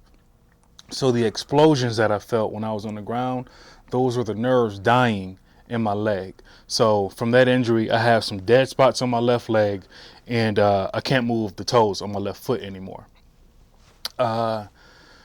He told me that I would need another blood transfusion somewhere down the road, and that's all he had knew. He said, "That's all I know for now." And then 3rd Platoon came in, and the first 2 people that I saw, Adamson and Brown. And I think Adamson had some Burger King. He gave me some. He said, "You don't got to worry about passing a PT test now, so you can eat Burger King." He said, "You don't got to worry about it now." And so, man, even though, I was there, all, shot up and stuff, I said, "Adamson, you was screaming like a little girl." He said, "Man, when I saw you," I guess he had came up, like, the timing is kind of difficult for me because I was blacked out, so I can't remember everything the way it happened. But he said, "Man, when I came up to you, you weren't moving yet." And he said, "I seen your leg," and he said it was backwards. And so I don't know what it looked like to him, but you can imagine seeing somebody with a broken leg and they're face down, but their leg is the other way, so I don't know what he saw. But yeah, we talked for a while, and I had this joke with Brown. I said, "Brown," because Brown hit 2 IEDs when we were out in sector. I said, "Brown, I may not," I said, "You hit 2 IEDs and I never did, so I'm the better driver than you still." And he looked at me, he was like, "Well, it don't look like you're gonna be driving for a long time. So you ain't got nothing to worry about. And that's kind of like the humor that we shared with each other, man. We could still joke like that even the day after I got shot. He was like, well, you're not gonna be driving for a while, so that competition's over. But then, the rest of my platoon came in. I saw, Kennedy came in, and Kennedy, he was one of the guys that helped put me on the stretcher and get me loaded into the Humvee. Man, he was a wreck. He was a wreck. But before that, when Kennedy came with us, he had us start going to church in Iraq. So there was this church, and I'm gonna make sure I send you this picture. Ironically enough, 7 days before I got shot, the Sunday before that, we were in church. And the only reason we didn't go the day I got shot, because we were out in sector. And I said, the Lord works in mysterious ways. All these doctors, because they said, guy your size, getting hit in the femoral artery with a 7.62 round, you shouldn't be here anymore. Because I did lose a lot of blood. And he was telling me how much blood it was when I got shot. He said it was still stained on the ground days after, I left. And I said, well, Kennedy, man, you take care of your girls, make sure you got to do what you got to do to get back. And then the rest of the platoon slowly came to visit me. I'll never forget the look that I shared with Sergeant Francis, because I started off in his truck, and he was really, really hard on privates, but it was for a damn good reason. And it was somebody who you would want to follow into combat. And we shared a look. And he was like, man, I'm going to miss you, Rochester. And I'm like, I'm going to miss you too, man. And, we hugged it out, and I got sent on my way down to Longstuhl, Germany. And the flight, I was on this really, really big plane, but I was still like on a stretcher. And I believe because my blood pressure was so low and I lost so much blood, I kept blacking in and out of consciousness. So they kept giving me apple juice and turkey sandwiches. And I got to Longstuhl, and I was in a room with 3 other people. One guy had lost his legs in he's stepped on a landmine or something like that and lost his legs, and just a bunch of guys, some of the worst injuries you ever seen, burnt, 3rd-degree burns and all that. And then it was me in this room by myself. Well, not by myself, but just off in my own corner. Each service member had a corner. Then the phone rings, and it's so funny. It goes from one corner, sorry, you got the wrong person. Then the phone rings over here, sorry, you got the wrong person. Then the phone rings over there, sorry, you got the wrong person. And then the phone rings where I'm at, and everybody's looking like, well, that's got to be for you. And I answer the phone, and it's my mom. And she's like, oh my God, Junior, are you okay? Talking 1,000 miles an hour. And I'm like, yeah, Mom, I'm okay. I don't know what happened. I got shot. We got ambushed, and she's just crying, freaking out on the phone. Of course, her only son, her only baby, her oldest child, got shot. And I said, yeah, I don't know what happened, and blacked out. And I was still being rolled in and out of surgery every other day there, to the point where they would tell me a procedure that I was having, couldn't remember it, because just so much morphine, so many painkillers, and blood pressure was so low. What they did tell me, what I needed a second blood transfusion. But like I said, during this time in the troop surge, we were getting hit so hard. We were losing so many guys. The hospital didn't have any American blood to give me. So I had to sign a waiver to receive German blood, which isn't tested as extensively as American blood is. So after this blood transfusion, it goes well. A nurse walks in, and she's smiling. And I'm like, well, what are you smiling about? And she was like, well, you're the first African American to receive a German blood transfusion here, so we have a special nickname for you. And I was like, what? And she was like, yeah, we call you German chocolate. And even with these bullets in my leg and everything, I just was like, that's pretty cool. That's pretty cool. And I just started laughing, and that's one of my last memories in Longstuhl. But we were getting hit so hard, they ran out of American blood to give to us. And yeah, that's how I got that name. Now, you brought something with you from that day you were shot. Yep. You want to share that? Yeah, so when I got shot, I don't know what I had in my pockets, but one thing came back with me. And this is my, Yeah, cover that up. yeah, There you my go. military license.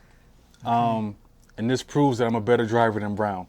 But this is my military license, and you know this red stuff on it. That's my blood.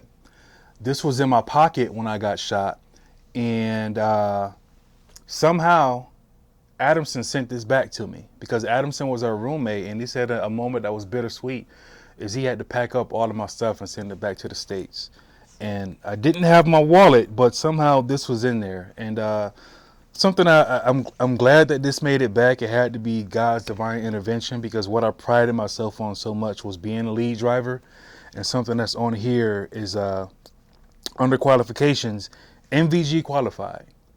So you know, imagine driving down the middle of a road with night vision on, and you don't know if the road's going to blow up or not.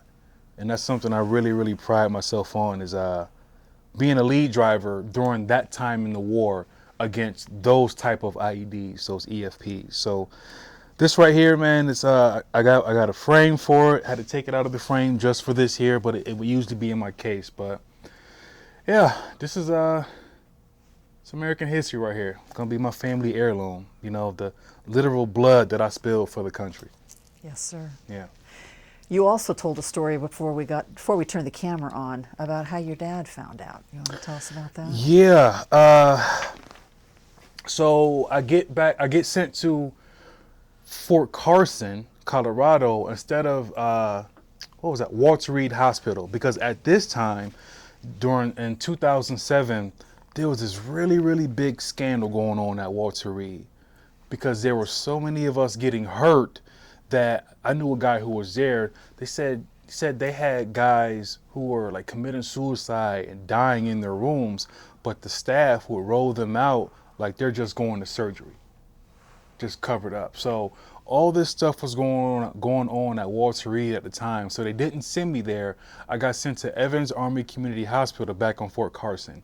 Now this is around I got shot in June. This is around the end of June, beginning of July. And I'm in the hospital room. I meet my orthopedic surgeon team, Dr. Minahang, Dr. Reynolds, Dr. Porter. And one day my dad walks in the room and he starts crying. And I joked with him a little bit. I said, well, no more newspapers, because part of the things that I didn't like him for too much when I was a kid, he used to have me deliver newspapers with him at night for the local newspapers, Democrat and Chronicle. So I said, well, no more newspapers. And then he goes into the story. He sits down and he puts his head down and he says, Junior, they called me and I thought it was you, and it was Father's Day. And I forgot all about the day that I got shot was on Father's Day. So the Red Cross makes emergency notifications when one of us is injured. He said he picked up the phone. You know, he said, well, it's about time you called me. I've been waiting on you all day. And it was the Red Cross saying, no, your son has been shot. And we don't know the extent of the injuries.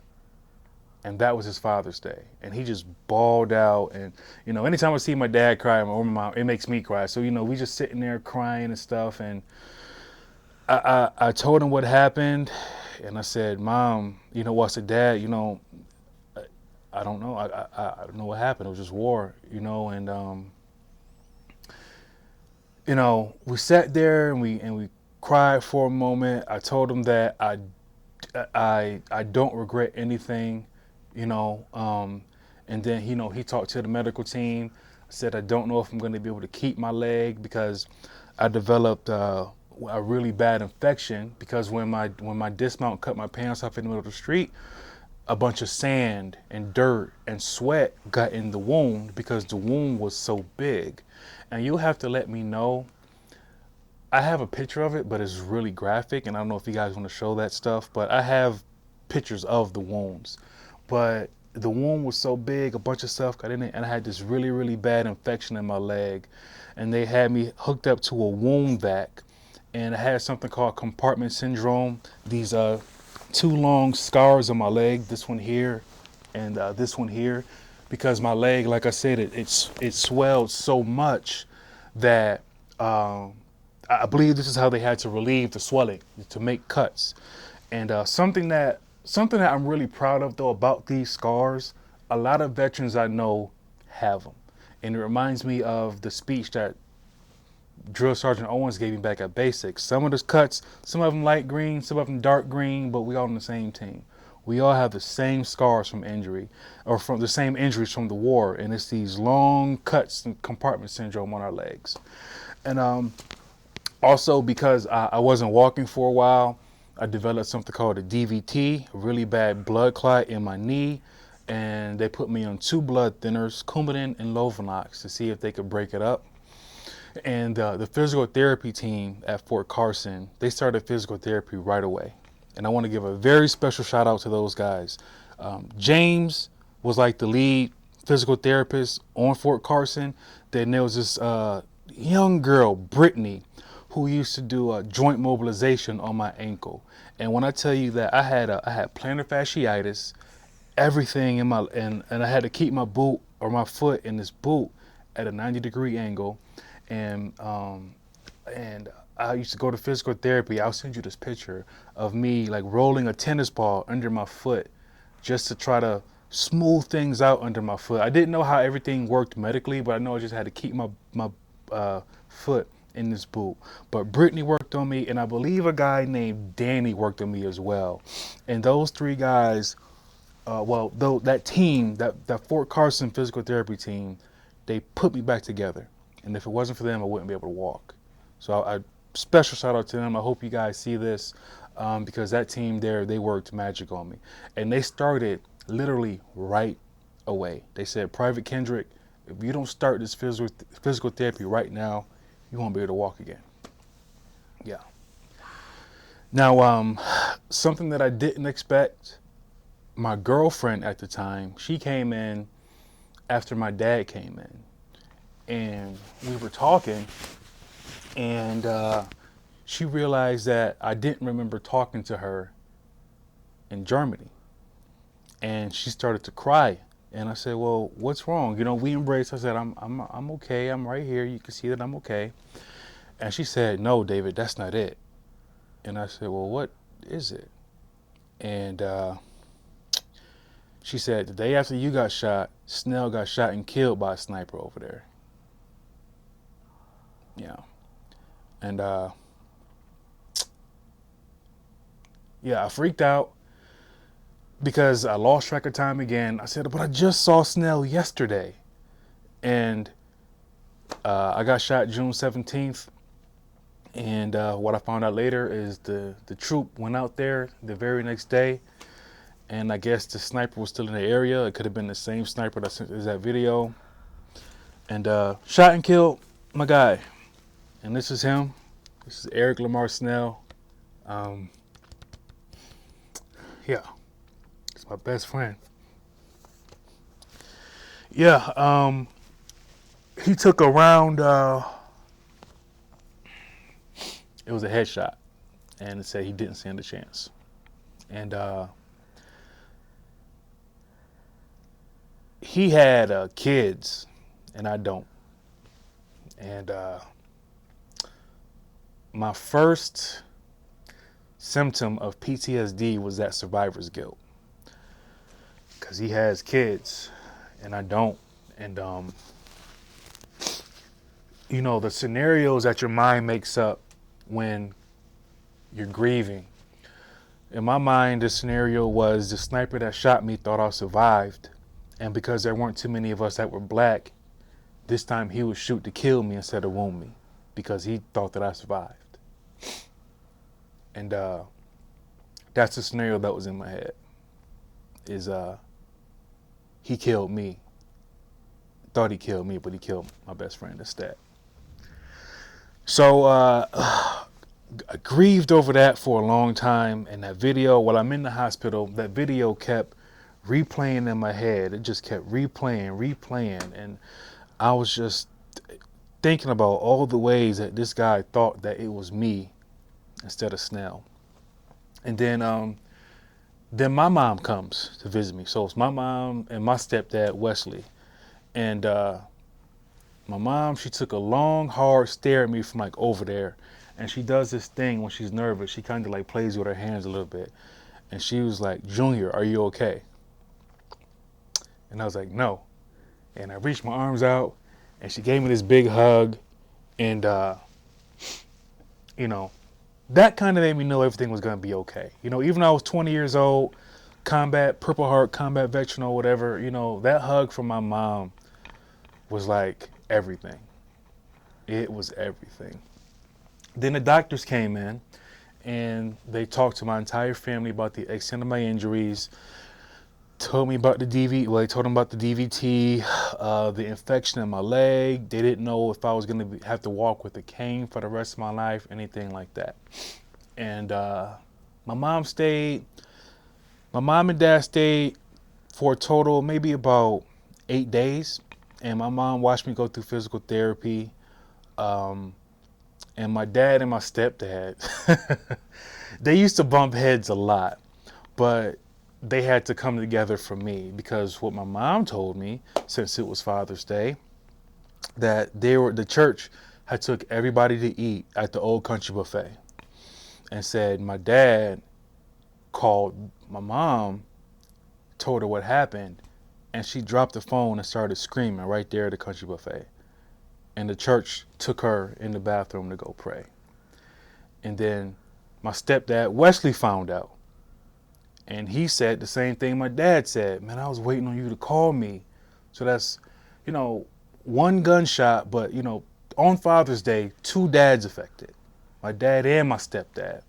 So when I was in the hospital, they would both try to do things like push me in the wheelchair at the same time. And they would like both reach for the handles and like, you could push him. Okay, no, you could push him. You know, and just like small stuff like that. Like, it's okay. It's enough for me to go around. You know, you don't got to compete for my love, you know. But something that was really, really, really, really cool is the commander of the post commander, his name is General Robert Mixon.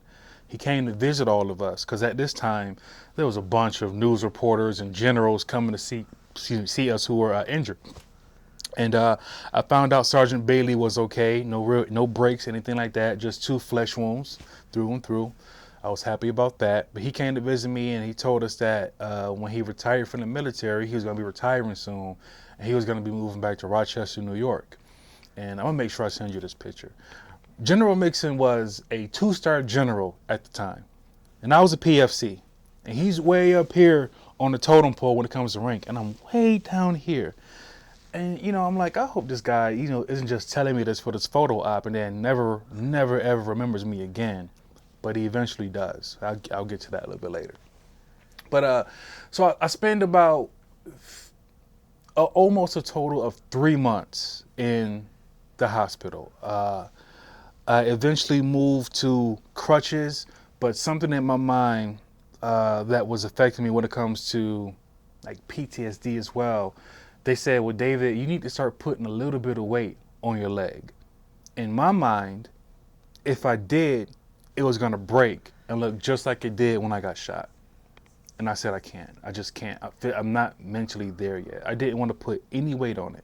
So what I would do during the day, when everybody's coming to visit me in the hospital, I would, you know, sit in my hospital bed all day. But then at night, around 11:30, I would ask the nurse to unhook me from this IV, please.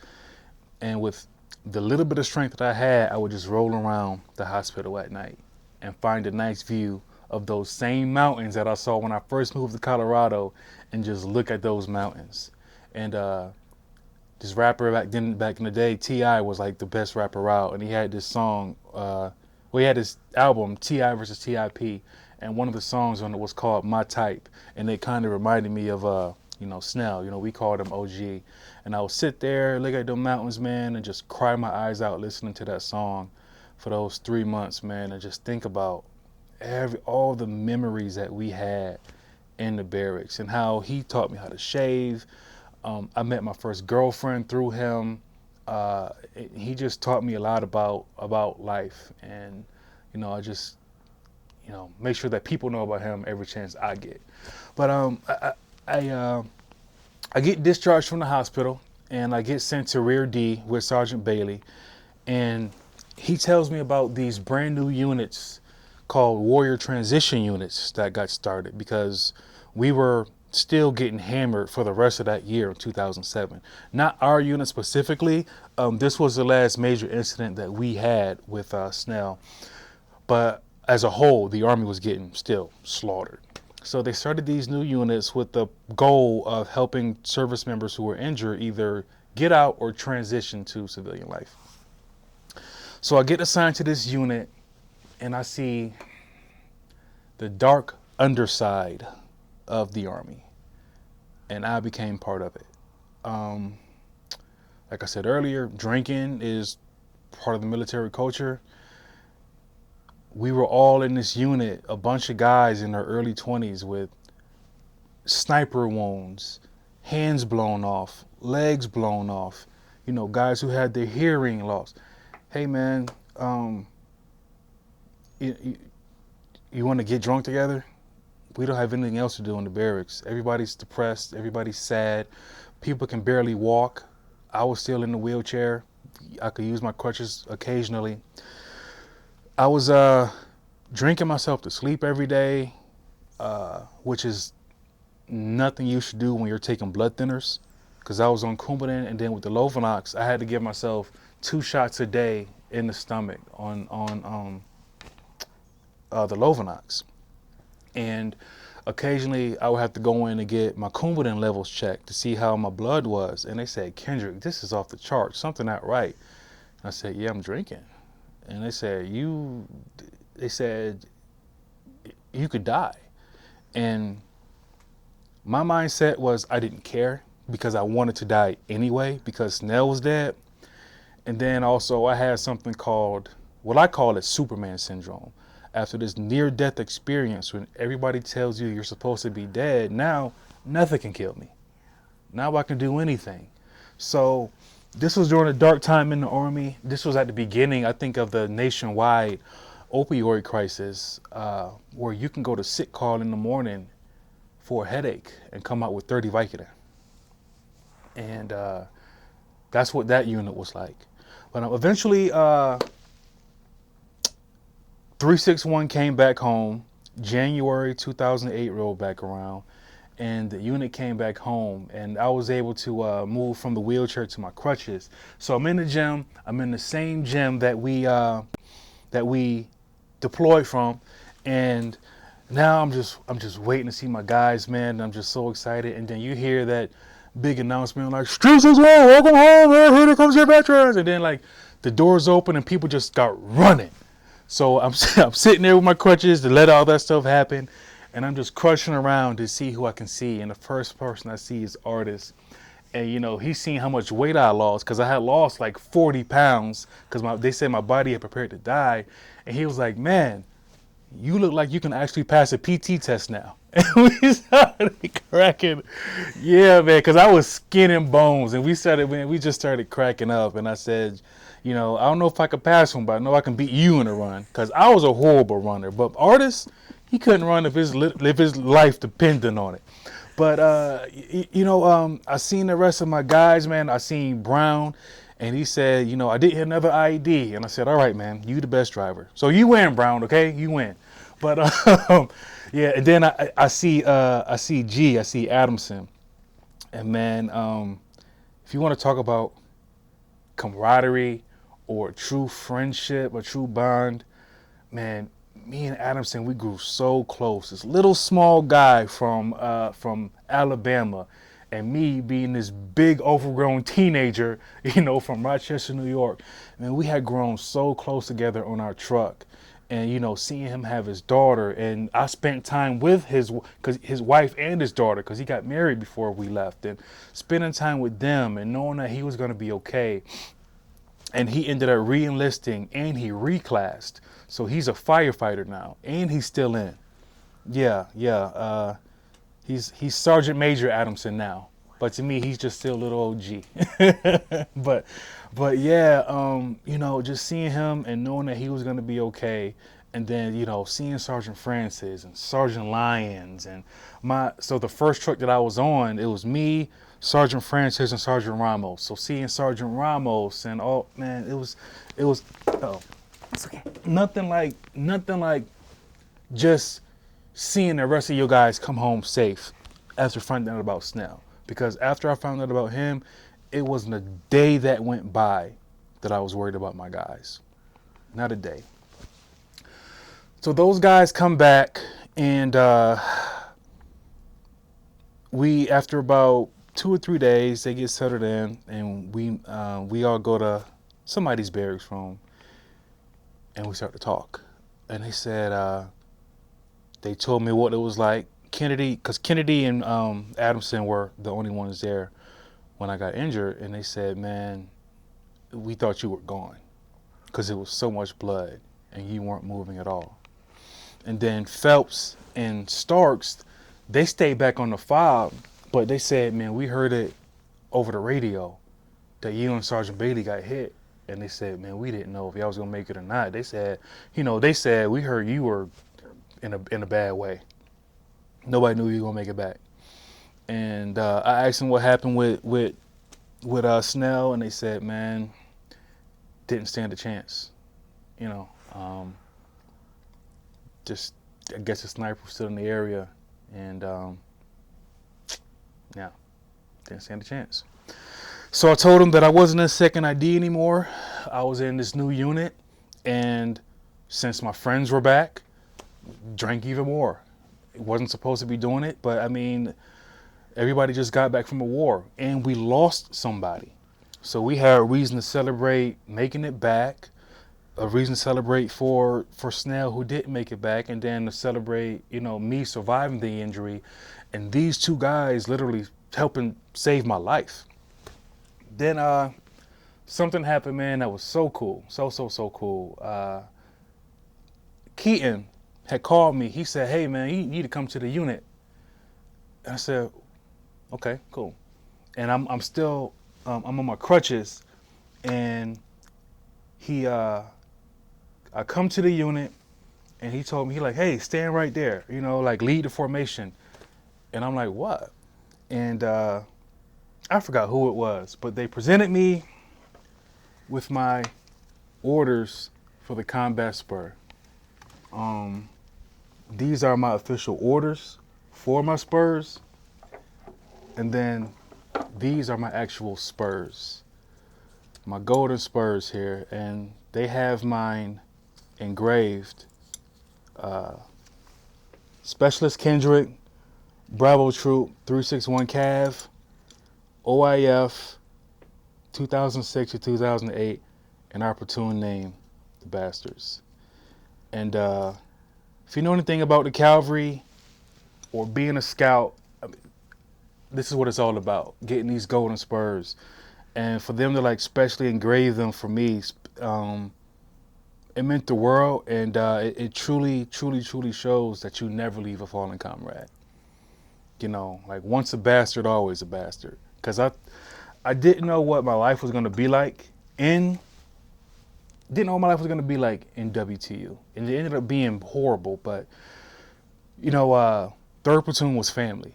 And we never had any beef, anything like that. We uplifted each other, and it was my first unit in the Army. And, man, this meant so much to me because they didn't forget about me. And I'm like, okay, now I'm a full-fledged scout, And so that I got those, and one by one, I watched my guys leave. I got through my TSGLI, our Traumatic Service Members Group Life Insurance. I got a big lump sum of money. I got $50,000 tax-free.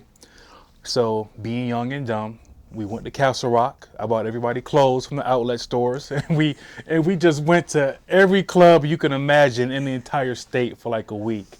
And man, I just had a blast with them guys before they went their separate ways. Artists went to a different duty station. Starks and Kennedy decided to get out. Keaton went to a different duty station. And Adamson went to go reclass to become a firefighter, and he's still in now. And then those guys left, and I saw, well, the Army got even darker for me.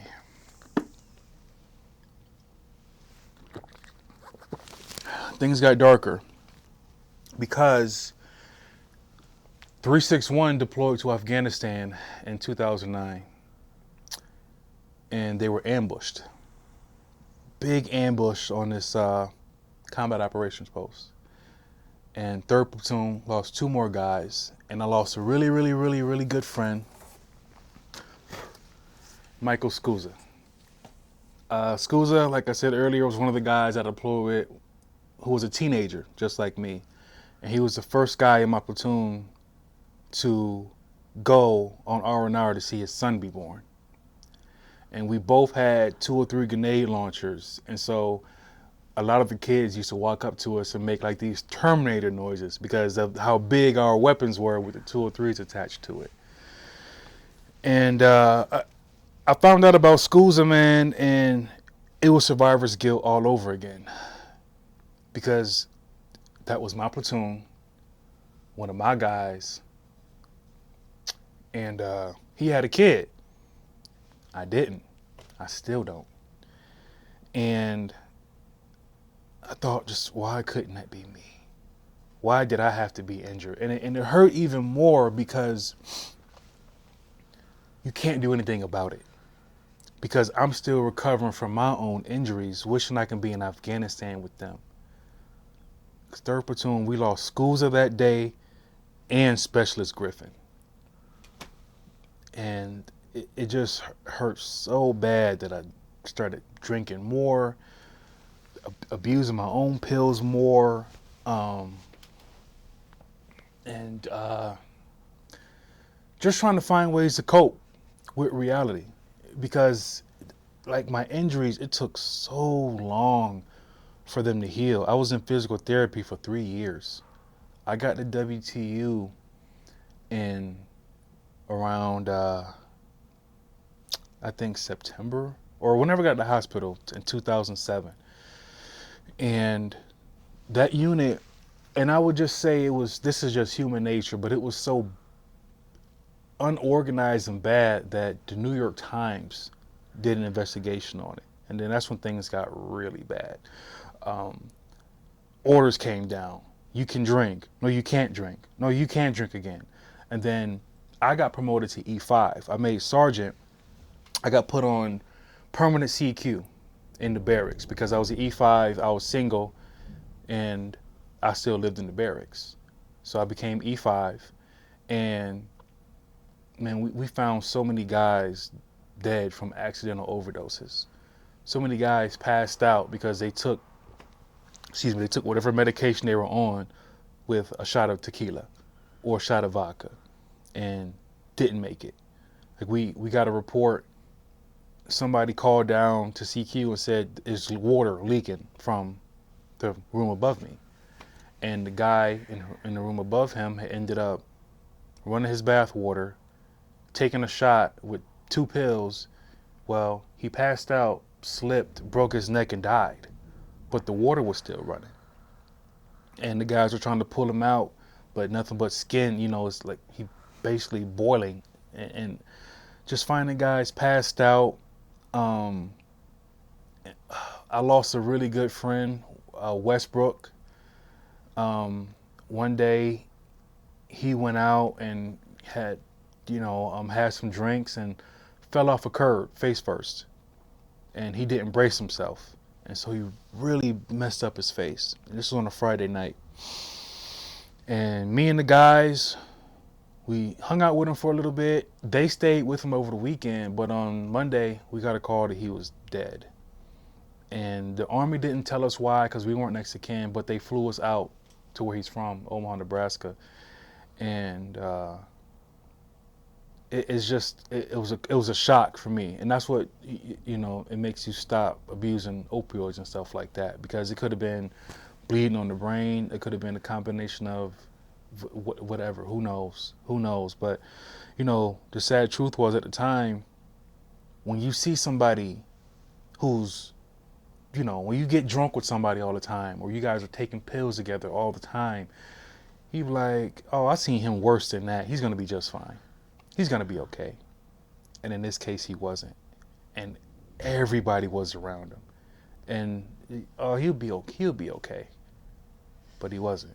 And so that unit, I don't think that there was one person to blame. It's just human nature. You get a bunch of young kids together who almost died in a war, who grieve in the same way, in the same manner, over pills and alcohol.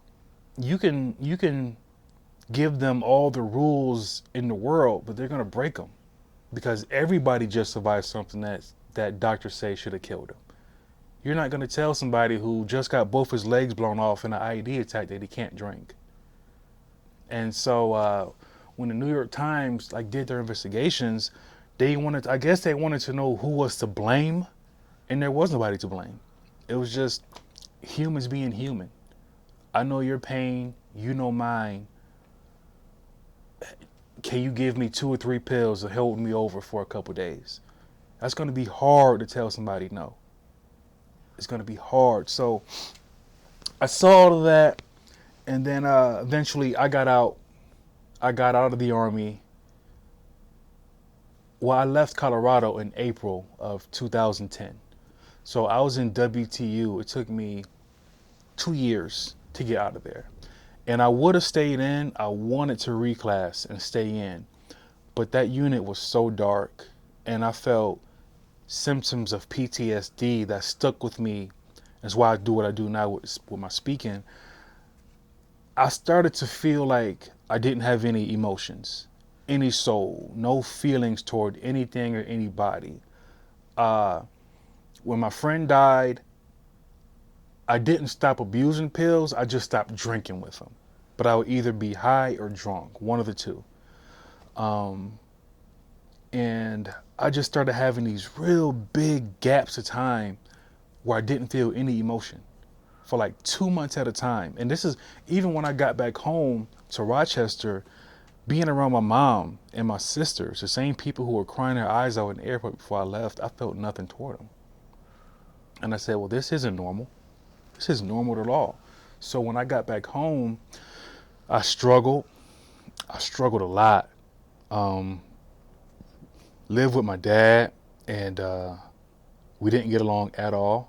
I had so much animosity and hatred toward him at the time, because I'm like, if you just would have been there when I was little, I wouldn't have been wilding out in the streets like I was. But and so he was still delivering newspapers at night, and he worked in the daytime.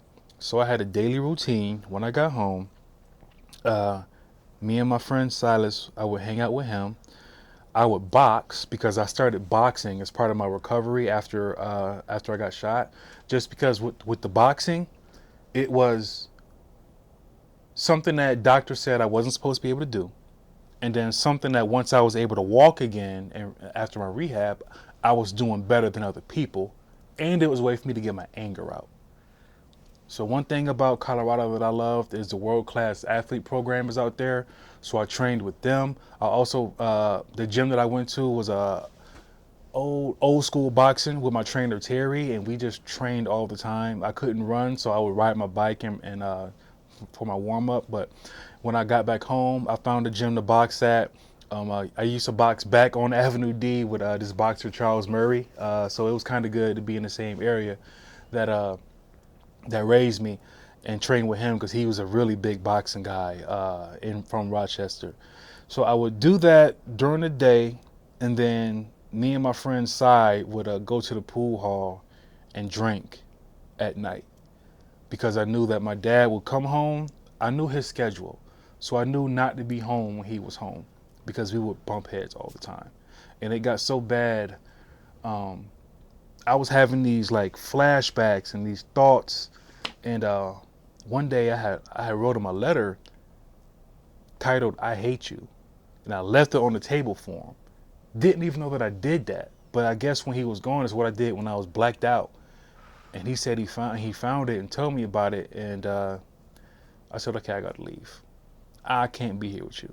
Because, with me being the only person in the family to ever join the military, nobody knew what it was like. Yeah. My mom didn't. And you could tell, I could tell my mom was trying, but she just didn't know what to say. And my dad, his reaction was, well, the Army's over with. I need help paying these bills if you're going to live with me. And I'm like, no. So I would stay in my car sometime, find a couch to sleep on, until I reached out to a local news company, News Source 13, and I talked to a reporter, Sean Carroll. I told him what was going on, and Sean said, well, hey, we have this guy here. His name is General Robert Mixon. Yeah, he works at CDS Unistel. I'm going to hook you up with him. So he said he retired, moved back to Rochester. He did. And I don't know his role, but he was really big in this program called the Warrior Salute Program. And this program was intended to help veterans like myself transition from military to civilian life. And by this time, I let my waves go. I had this big afro because I wanted to just be a civilian once again. But what I didn't realize, and this is what a lot of veterans, I think, go through, especially who join out of high school like me, you don't know how much the military is a part of your life until you don't have it anymore. So when I got out, I thought, man, I could do whatever I want to do. But what I wanted to do was still be in the Army. I didn't have any direction. I felt like I didn't have a purpose. I didn't have any goals. I didn't have motivation. Even the stuff that I hated to do, like running, I didn't have to do that anymore. So it's like, well, who the hell am I without the Army? I knew how to be Private Kendrick, Specialist Kendrick, Sergeant Kendrick, but I didn't know how to be David Kendrick. David had no identity. So when I met with General Mixon, he saw that. He got me enrolled into the program. The program gave me my own 2-bedroom apartment. And 2-bedroom apartment, and they gave me a job in a spice factory on Blossom Road in Rochester. And this job right here, man, I became David in this program. Because my job was I was a production supervisor in a spice factory that employs people with disabilities. So it was my job to help people like Down syndrome, cerebral palsy, autism, how to help them work a production line. So we had the hopper at the end of the production line. You would put like whatever spice you're working on for the day, ground pepper, salt, garlic, cumin, and you had like 3 or 4 different stations. So I learned about these different developmental disabilities. If somebody doesn't know how to read 16 ounces, maybe they know how to just know that 1.00 is a pound, and how to put labels on the box, and how to, if somebody at the end of the line can't read a label that says ground pepper, they know that they could put a green dot on it, and the person at the end of the production line, they don't know it says ground pepper, but they know that the box with the green dot goes on the pallet with the other green dots. And man, seeing these people with these developmental disabilities and disabilities that they were born with, it gave me inspiration to say, yeah, you got shot. You may be disabled, your toes don't move, but stop complaining. Because these people were born with these developmental disabilities, and they come to work smiling every day, looking for you to give them direction. And it started to give me a sense of purpose. And in this program, man, I went on mock interviews. I developed a resume, all these things that I didn't think I would be able to do. Because, as a scout, all I did was fight. And I said, I don't have any desirable skills. And they said, well, yes, you do.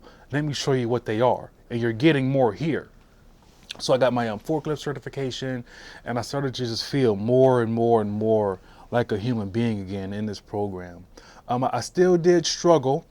I still did struggle a lot, but in that program, it just gave me everything that I needed, and a sense of purpose to know that there is life beyond the military, because that was my way out of the hood, out of my dad's house, out of everything, and then it was over in just 4 years.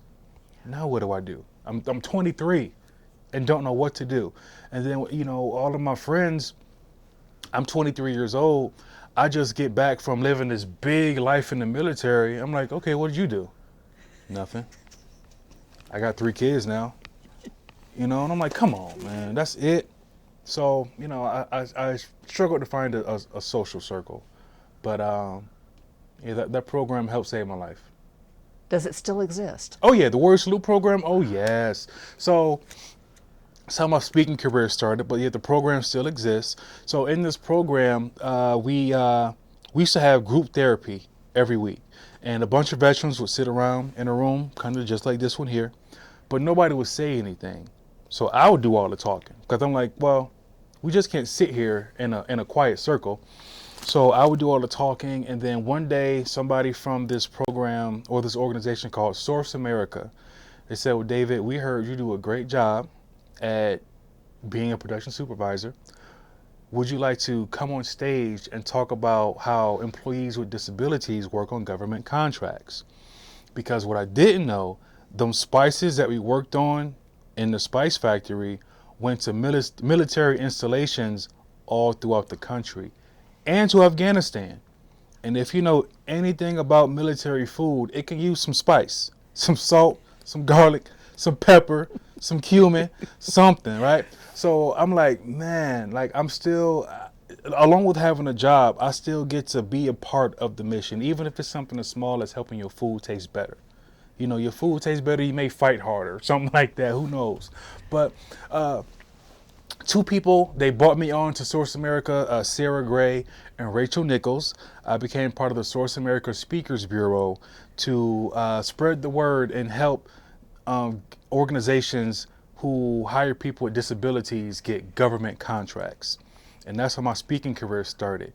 And eventually with the Warrior Salute program, I graduated. The program was intended for a 6-month stay, but I was doing so well, they said, hey, David, we want you to stay even more. And then once they found out how good I could speak, they said, you raised a lot of money for us, so we don't mind giving you another 6 months for free. But yeah, you're welcome, General Mixon.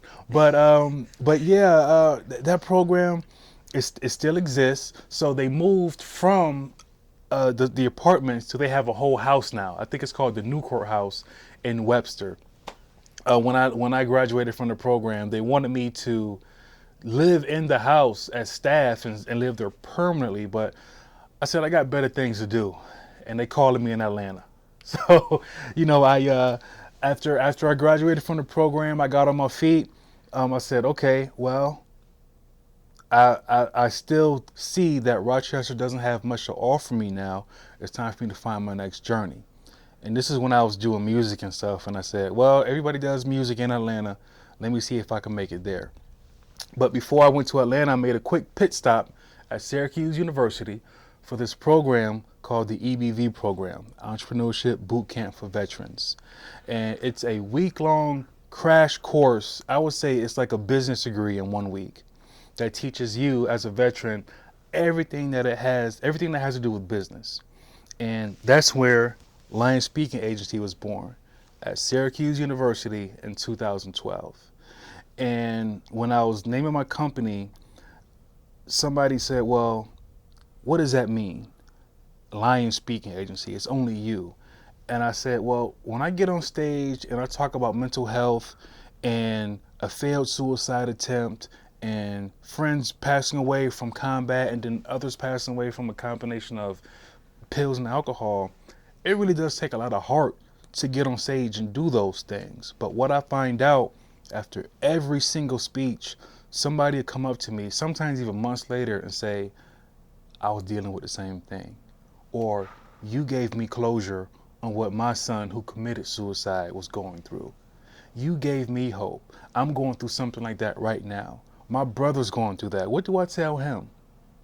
And so just getting on stage and just, some people say, thank you for being vulnerable, stuff like that. But for me, it's telling a story. And we all have one. I'm just willing to get on stage and tell it. So that's where the Lion and Lion Speaking Agency came from. And that's what I do. That's what I do now. That is fantastic. Yeah. Yeah. What an incredible story. I'm just blown away. Speaking about the story. Yes. Yes, I wrote my book about it, Cavalry. And man, this is everything that we just talked about, I put it in here. Meeting my best friends, meeting my first love, going to war, what those guys meant to me. In WTU, and when I got back, Cavalry started as a diary because I never wanted to forget what I was going through. So that's why, reading the book now, I wouldn't have wrote it this way if I was older, but those were basically my thoughts when I was 23 years old, just in a Word document that I just happened to get an editor to whip it up, and now it's this. And hopefully by the time whoever sees this, you'll be seeing Cavalry, either the movie or the limited edition series on HBO or Netflix or something like that, because that's where we're at now with it.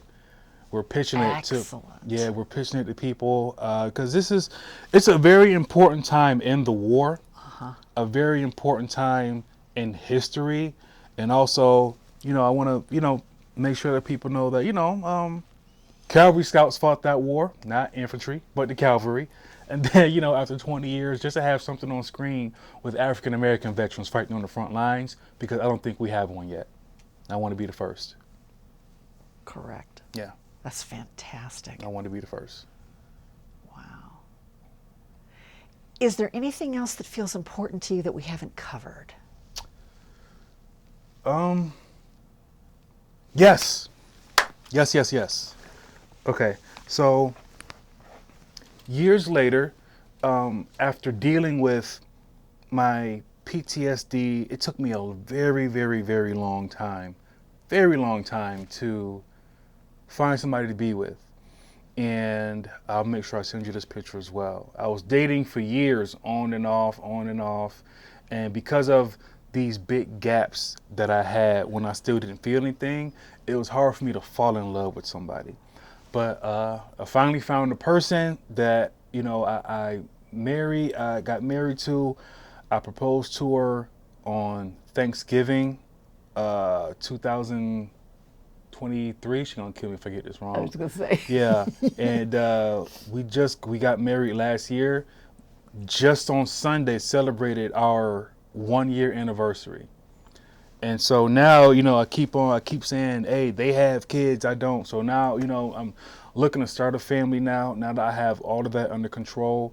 I'm a national advocate for an organization called NAMI now, the National Alliance on Mental Illness. I used to be president of NAMI DeKalb in DeKalb County. I love DeKalb County. But yeah, used to be president there. But these guys in the book were my best men. And something that, to make me a full scout,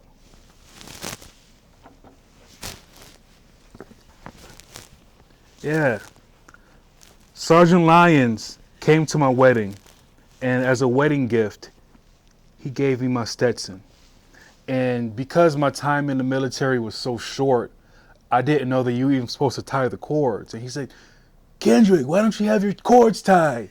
I said, I didn't even know, Sergeant, didn't even know. So now, I'm a full scout now. So I got my combat Spurs and I got my Stetson. And, there's something we say in the Army, if you ain't Cav, and I can't say the rest, but you can Google what it is, baby. Because one thing's for sure, you ain't, infantry don't got all this. So, I'm going to keep this on just for the rest of the interview, because I don't think infantry got anything that look this cool. All right? But, to have, it was a full circle moment because Adamson ended up being my best man. He's the best man at my wedding. Kennedy was there. Artis was there. Starks was there. I had these two guys there. The colors for the wedding were the colors of my Purple Heart, gold and lavender. And Sergeant Lyons came. And that meant a lot to me. Because he ended up passing away 2 weeks after the wedding. Yeah.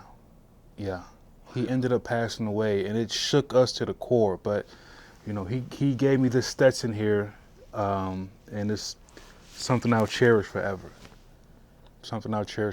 But to have that moment and my pictures with those guys who were there for the worst day of my life, to be there for the best day of my life, it's a full circle moment, man. And I owe everything that I am to the Army, because they were the foundation for who I am as a man.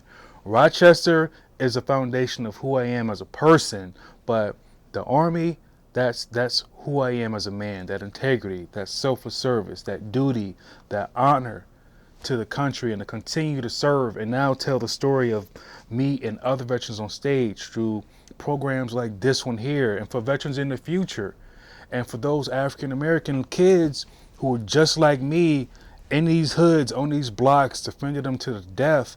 Hey, if you want to do all that, go do it for your country. Because trust me, we got a lot of enemies that need to be dealt with. Do it for your country. It's better on this side anyway. But it means a lot to me to hopefully inspire other young black kids who don't know what they want to do with their life. Give the military 3 years of your life. I guarantee you it would change it for the better. That is perfect. 2 quick questions. Yeah. Your sweetheart's name? Oh yeah, Brittany. Brittany Kendrick. That's my baby. Awesome. Yeah. Yeah. Yeah, we just had our anniversary. Happy anniversary. Yeah. Second question. For veterans who are experiencing some of those things that you've talked about in the interview that haven't taken steps, what's your advice for a first step for somebody who just is really struggling with PTSD? Whew. For any veteran that's struggling with PTSD, I would say talk to somebody you trust. It doesn't have to be a close family member. It doesn't have to be a parent.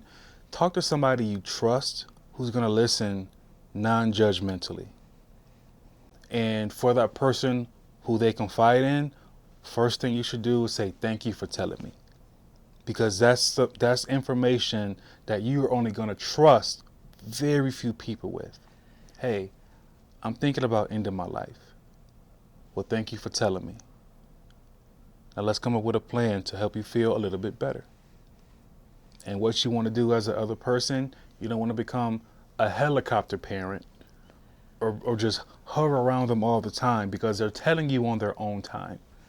Because they've probably been feeling like that for a long time, and they're confiding in you. Now, you two come up with a plan together on how we're going to handle this. Because even I felt that way at 23. There are times I still feel like that today. But now I have the tools in my toolkit, and my partner and my people that I talk to in a routine for when I'm feeling down, I know how to bring myself back up. Perfect. Yeah. Perfect. Well, I cannot thank you enough for coming in to do this, David. Thank you. This has been, I appreciate your candor about your injury, about your guys, about your road back to David. Yeah. I think that's really important for our veterans to hear, and I especially appreciate you talking to young African American men and women. Yeah. And you know what the big world that's out there and how Yeah. they can contribute to it. Yeah. So much to offer. Yeah. More. Oh my God. Yeah. Yeah. And that's why I want to get all of this out there, because we are killing each other so much. Yeah. And not,